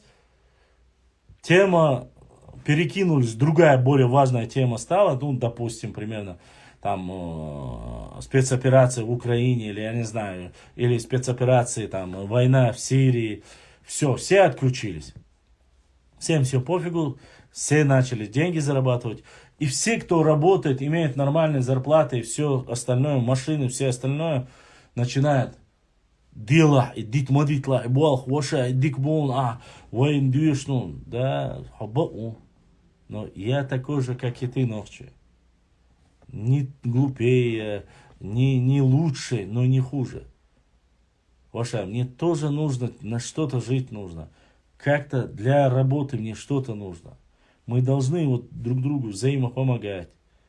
Нужно больше людей заинтересовать. Это наша Родина. Речь не заканчивается на мне и на тебе, мой дорогой зритель. Наши потомки потом будут говорить, мы же говорим, у нас земли были от Кумы и вот до Сулака. Мы же говорим, вы же сами говорите, мы же был выход на Каспийское море, да, был выход туда, да, был. Но из-за этого пассивного действия, из-за того, что когда говорят что-то плохое про аух, мы не впрягаемся, когда что-то плохое говорит про панкиси, мы не впрягаемся, когда что-то плохое говорит про иорданских ногчи, мы не впрягаемся, турецких ногчи, мы не впрягаемся, в Европе аж был ногчи, если что-то плохое с ними происходит, мы не впрягаемся. Каждый своя, моя хата с края, ничего не знаю, поэтому забирают с востока, забирают с запада, отдают там север, там кто, это Москва, все, и Москва, меня лела, я шо хайкал, мадай, шо ногчи, маду, шо хайкал, дож, хайкал, эли, дей, маду, шо. Аш му иядо, шаш, müjgişke, söylüşke, geçerge, jüktüşke, эрмошка, аш му иядо, шо ногчи, маду. Дахач, каждый тейп эли, мадай, а отмазки у нас царь диаштер, царь еще дэц. Те же голова есть. Хай қалцани, дуатқа лилди, гергаву лилди. Худалурдар тиеш. Мунислурдар тиеш. Худин ғона осталдирдар тиеш. Кинч, карт, март, чуван, эфире, лайк, комментарий. Нохчи, хадуил, вен хоққа қылар, ура, душун, давай ғош қиет вай. Цаху, ахайн хуагдиц, десятки тысяч людей будут смотреть эти видео. Они же сохраняются. Это все сохраняется, и наши потомки, по крайней мере, хотя бы устно могут эту информацию взять отсюда. Я сделал все площадки. Инстаграм, Фейсбук, ВК, Телеграм, Твиттер, Ютуб. Сделали отдельно даже этот канал. Целый, не канал, а этот сайт сделали целый. Видео ищем, собираем. Все. Я не знаю, что еще нужно сделать. Все, что в моих возможностях. Танг ош, дела, годи, дацара, ухинг ош. И плюс ко всему налаживаем отношения с адыгами, налаживаем отношения с кумыками, с грузинами, со всеми общаемся, на связи. Какую-то информацию они дают, какую-то мы даем информацию. И брат Абдулла задонатил, Абдулла дал саадуэл, будущнега, эзачка соду летил везенде. Да, огромная благодарность за поддержку нашему каналу. Вот. Это все должно быть вот так вот. Да, конечно, вы думаете, я не знаю, или вы думаете, я не понимаю, что ли. Вы посмотрите, любые бьюти-блогеры, вот эти майкапы, никапы, они сотнями, десятками тысяч у них подписчиков, они ездят на крутых мерседесах. Это долбяк, я клянусь, я не завидую. Я за, пускай будет. Но это же наше население. Это же точно так же, как здесь сидят люди, сидят и там. Тысячами подарки дают, там, тысячами там, переводы, рекламы заказывают. Но только вот это намазанное, надутое, это все рано, или вещь, это все рано или поздно закончится. Состарится, выйдет новая девушка, выйдет новый народ, новые красавицы появятся, ты состаришься. А что ты сделал для своего народа? Для своих адатов, культуры, географии, истории, да что угодно. Что ты им оставишь? Надутые губки на старости лет? Нет, ну посмотри, если ты девушка, масалла бахаса, например, ты девушка, ты думаешь, мне это не надо, а зачем? Надо. Ты завтра будущая мать. Ты должна знать своих национальных героев. Ты должна знать свое происхождение. Чтобы ты рассказала своему сыну. Урду,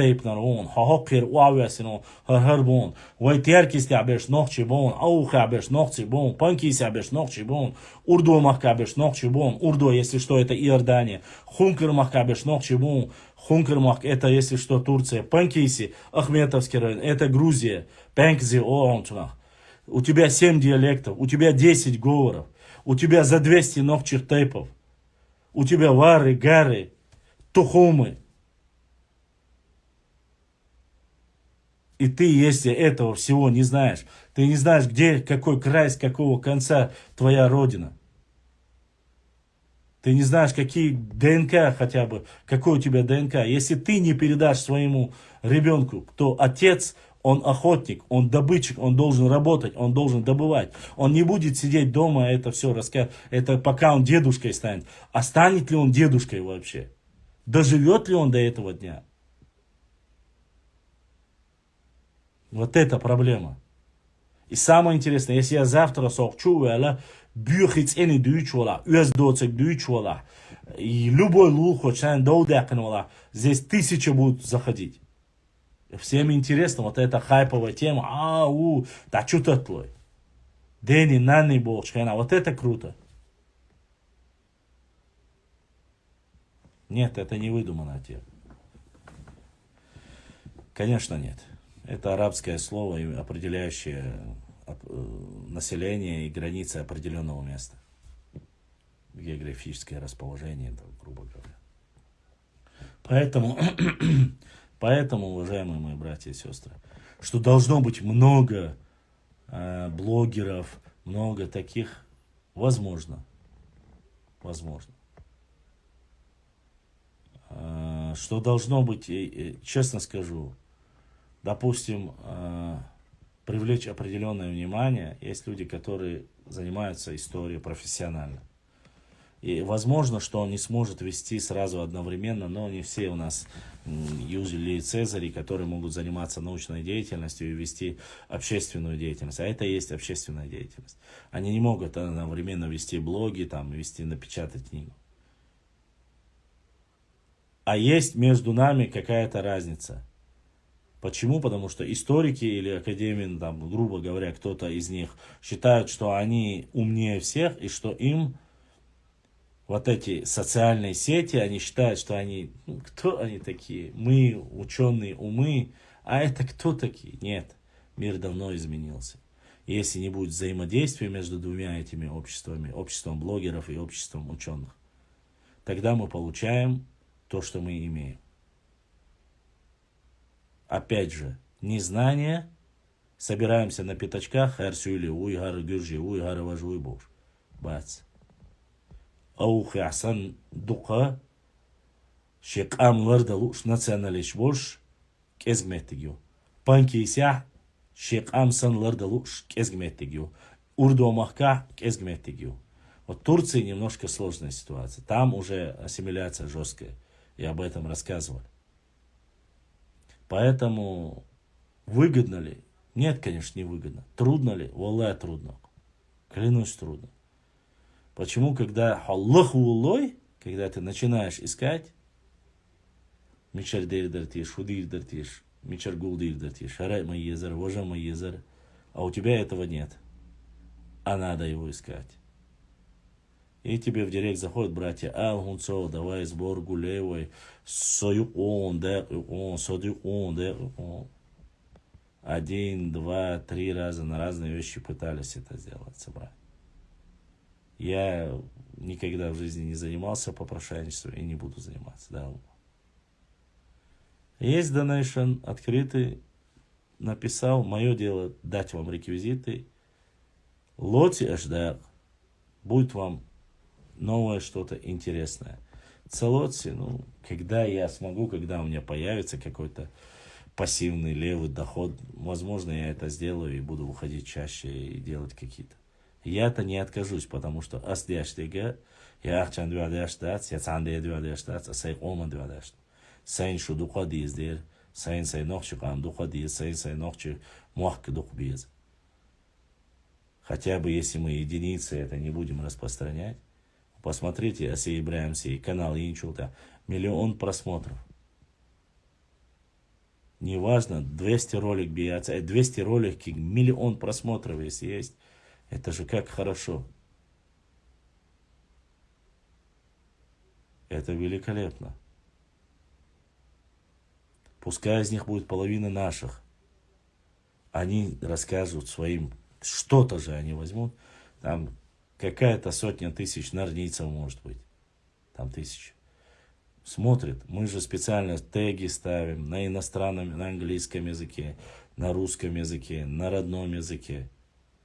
Все делаем. Но все не так просто.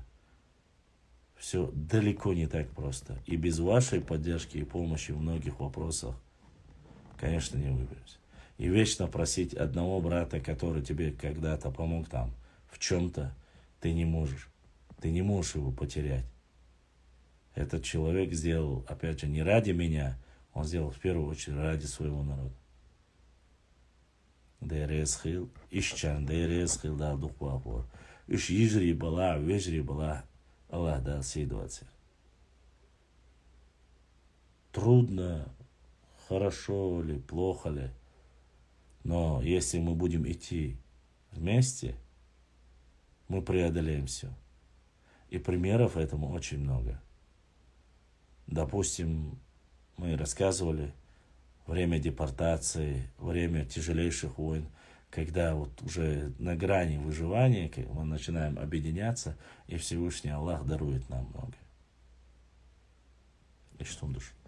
Я смотрю, здесь инстаграмные мои подписчики сейчас уже почти все вымерли или спать хотят. Ибраим, хатта ждуйте, хатта штала, задавайте вопросы, если есть. Если я в чем-то не прав, я прошу вас ради Всевышнего Аллаха. Не думайте, что я не готов выслушивать критику. Я готов. Задайте лучше эти вопросы, не за моей спиной. Скажи, вот это хорошо, вот это плохо. Я же много из этого меняюсь и пытаюсь сделать ради вас, измениться в лучшую сторону. Если я в чем-то не прав, скажи, вот в этом ты не прав. Вот это делай лучше, это не делай лучше. Вы меня никак не обидите.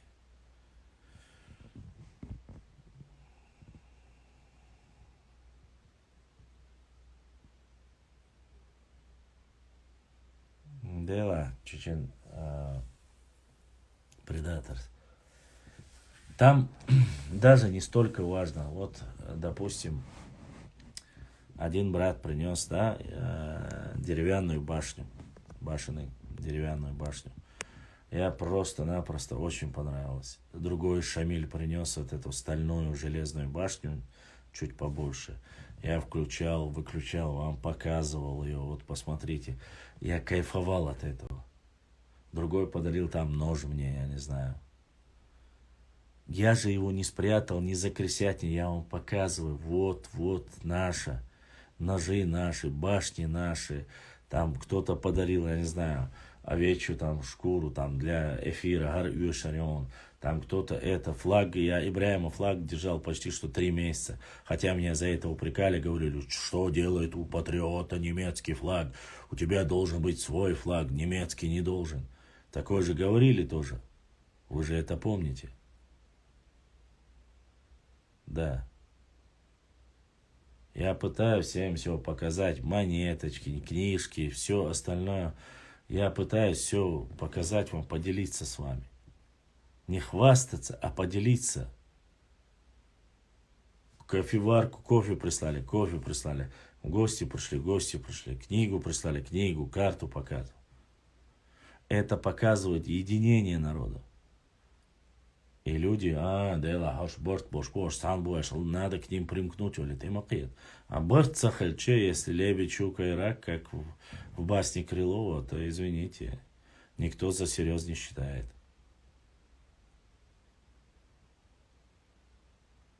Что важнее? Если ты считаешь важно сегодня купить какому-нибудь Сюле, там, я не знаю, за 2-3 миллиона делать сим-ролики, да, пожалуйста. Это право твое. Твои деньги ты зарабатываешь. Но если у тебя завтра, послезавтра появятся неблагодарные потомки, или появятся люди, которые скажут тебе, а что ты сделал для своих-то? Извини, тогда это твоя вина. Вот и все. Да, приходы это хорошо. Я реально говорю, юмор это прекрасно. Я сам очень люблю юмор и как бы живу этим. Красивое тело, оно тоже до поры до времени тоже там накачаешь, подкачаешь. Сколько ребят, которые имеют там тело Геракла. Но все это тленно, и все это исчезнет. И ничего от этого не станет, никому не станет плохо от этого. И до тебя это было, и после тебя это будет. И будут намного богаче. И будут те, которые говорят, эти космополиты тоже будут. Ну, масла, сюли, вала, раска, вала, кивик, вала. Это тоже будет. Но твоя вера, религия, твоя родина и твой народ – это то, что если ты утеряешь, от этого ты потеряешь все. От того, что ты и я пропадут, и нас не станет накачанных, или шуток не будет, от этого ничего не поменяется. А поменяется, если у тебя завтра родина станет вообще маленькой, если твой народ будет на грани вымирания. Тогда зачем все эти деньги? Зачем огромные дома? Ты в Москве не проживешь все время. Да и кому ты нужен будешь? Даже великие, которые померли, как наши говорят, а я кандела,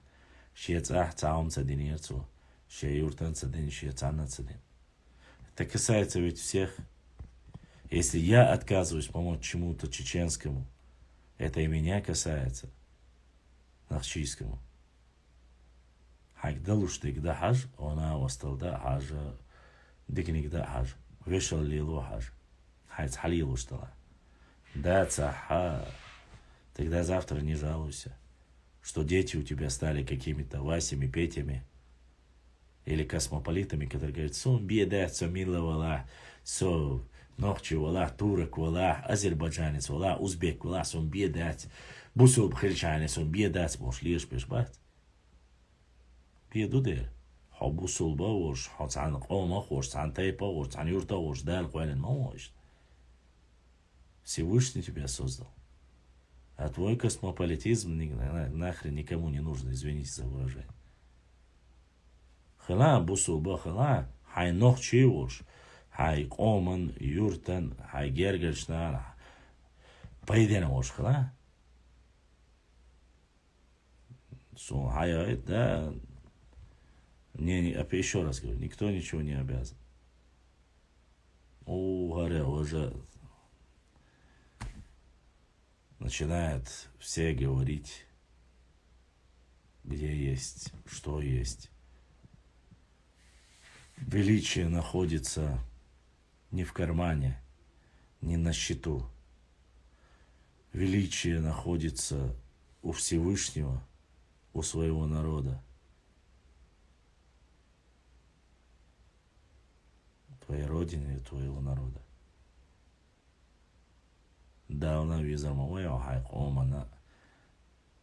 Гергалонч, Адеш, Дикнинг Дагайр Шахальшали. Есть же ребята, которые тихо, молча помогают. Всегда говорят, Сахалма Венусун, Одаляров. Акоман Хардия, Вождия Бошкаш, Маму. Валикум ассалам. Есть такие люди. Вне всякого сомнения, есть такие люди. А говорить чисто такие философские вещи, да, ты красавчик, вот, до конца жизни топи, да, братишка, давай, вот то, что ты делаешь, все хорошо, вот, не останавливайся, если тебя похвалят. Или же осуждают, он это сделал, он то сделал. А ты что сам-то сделал? Что ты сделал для этого?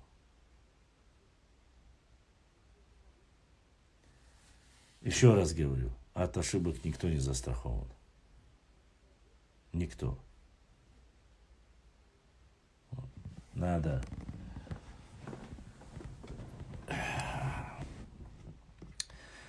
бойсхар нохчу сунаята араной латтеш гюржи махкадис намя чуксузе. Тигадис наошха за сухаха. Вот. Вот такие вот вещи. А так интересно очень много. Но должны быть люди, которые это понимают.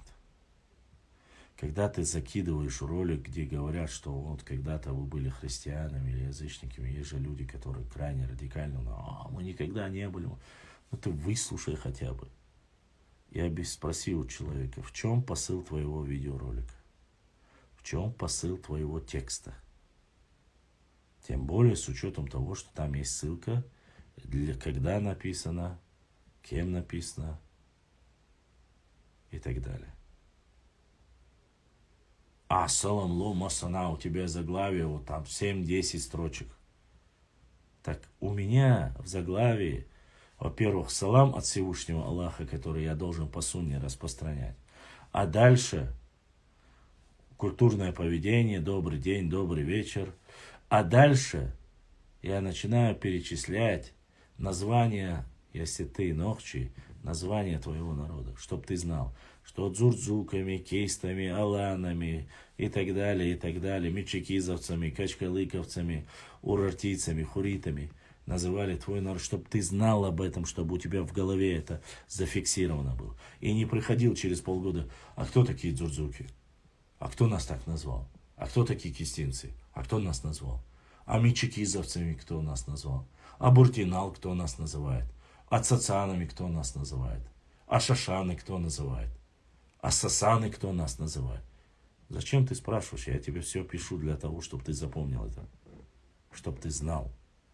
Чтобы ты своему сыну рассказал. Он своему сыну рассказал. Что ты истинный сын своего народа. Что ты нохчи. Что у тебя великолепная история. Нравится? Напиши доброе слово. Поддержи. Лайк поставь. Комментарий напиши.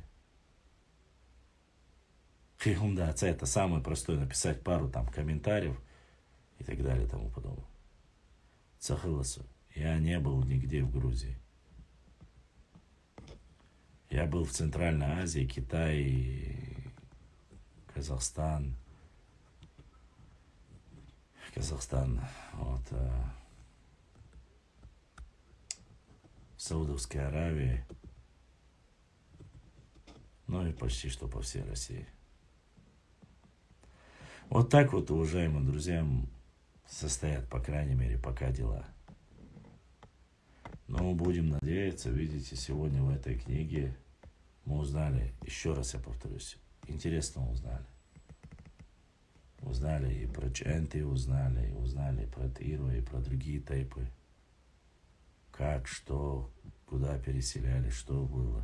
Про шароевцев узнали. Понемногу узнаем. И, само собой, мы узнаем, я вам показываю, как нужно опровергать ложь, как нужно разоблачать. Чужого нам не надо, а вот свое мы не отдадим. Если вы хотите отдавать, тогда не просите меня, чтобы я вместо вас воевал. имеется в виду война, это и есть гибридная война называют. Пишешь комментарии, исправляешь ошибки.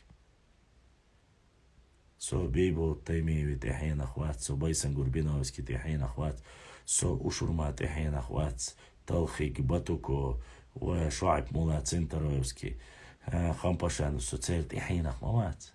Я имею в виду, чтобы там прославлять мой дедушка, мой прапрадедушка мой и так далее. Но со ночью, а ищется ночью национальный герой, автоматически обозначает, я потомок всех, кого я перечисляю.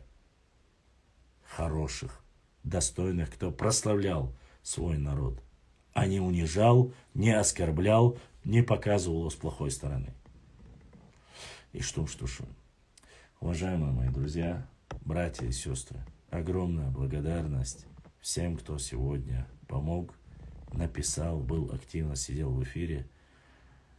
Если я каким-то образом обидел вас, оскорбил вас, задел вас, я прошу ради Всевышнего Аллаха, выше, лучше, больше Всевышнего никого нету. Я прошу вас прощения, Аллах те ашусо, что цанден халхитер, но да это санна хитре, но мацабашу. Сайдва глаштег ол дейр тушнаси.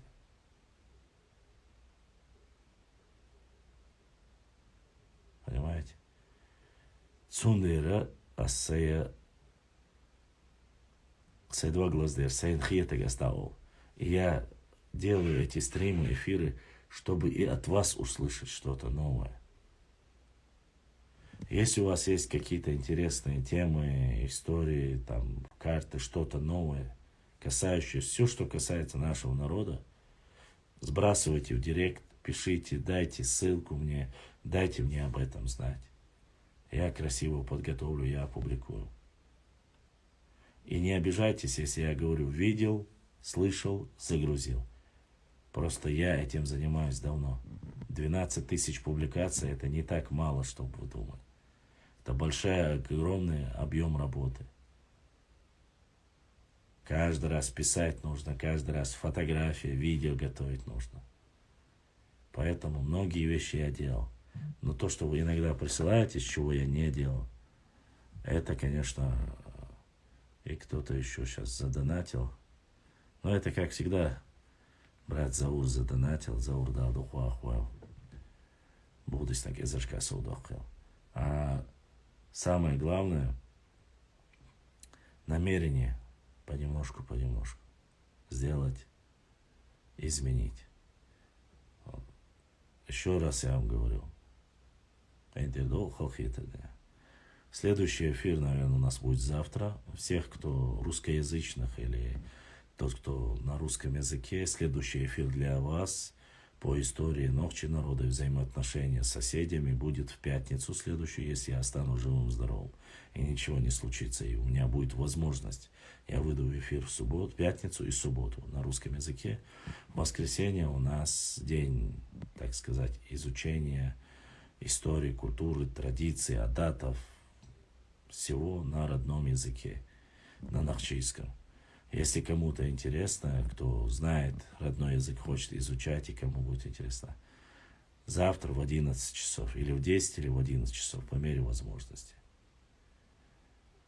Всем остальным, кто поддержал, кто помог, огромная благодарность. Не забывайте, я вас очень прошу, приглашайте, максимально приглашайте больше подписчиков в Инстаграм, оставляйте комментарии. Если комментарий не можете, хотя бы по одному смайлику оставляйте. Вот некоторые ребята оставляют. Чем больше вы отправите там смайлики, комментарии, тем больше наши видео выходит в топ, тем больше людей приходит к нам. И нам нужны сестры. Я знаю, чем больше у нас молодых сестер будет, молодых любых сестер, если есть девушки, то толпами Нохчи-Генти тем более придут. Поэтому, сестры, подписывайтесь. Это и вам нужно, это не только там нашим парням, это и всем остальным нужно. Всем моим ютубовским подписчикам огромная вам благодарность за то, что не оставляете, смотрите, поддерживаете меня, за то, что хоть и небольшое количество, но донатят и помогают. И вам огромное спасибо. И самое главное, не забывайте подписаться на наш YouTube канал, пригласить нового пользователя и когда заходите в YouTube, постарайтесь это сделать через VPN, чтобы была хоть какая-то небольшая монетизация. Там монетизация очень маленькая, не думайте, там полгода мы даже не можем собрать $100 монетизацию. Если нормально вы через VPN заходите, там включена бывает монетизация, за рекламу они чуть-чуть накидывают. Уже почти что год прошел, мы никак даже $100 не можем собрать с Ибраимом, чтобы они начали выплачивать. Но это вообще, как бы говорится, за год $100 не забывайте. Вот. Цундера, заходите через VPN, подписывайте, приглашайте. Масера Бюзде Калиогейл. Я на связи, если что. Если вам что-то нужно задать, поговорить, пишите в директ. Адекюэл Бюзде Калиогейл. С вами был ваш брат Башлам на канале Башлам 39. Здесь все свои, здесь все те, кто любит свою родину, культуру, историю, географию. И вообще хотел бы поговорить о последних важных, нужных событиях нашей Родины и нашего народа. Бюздей Палеоэл.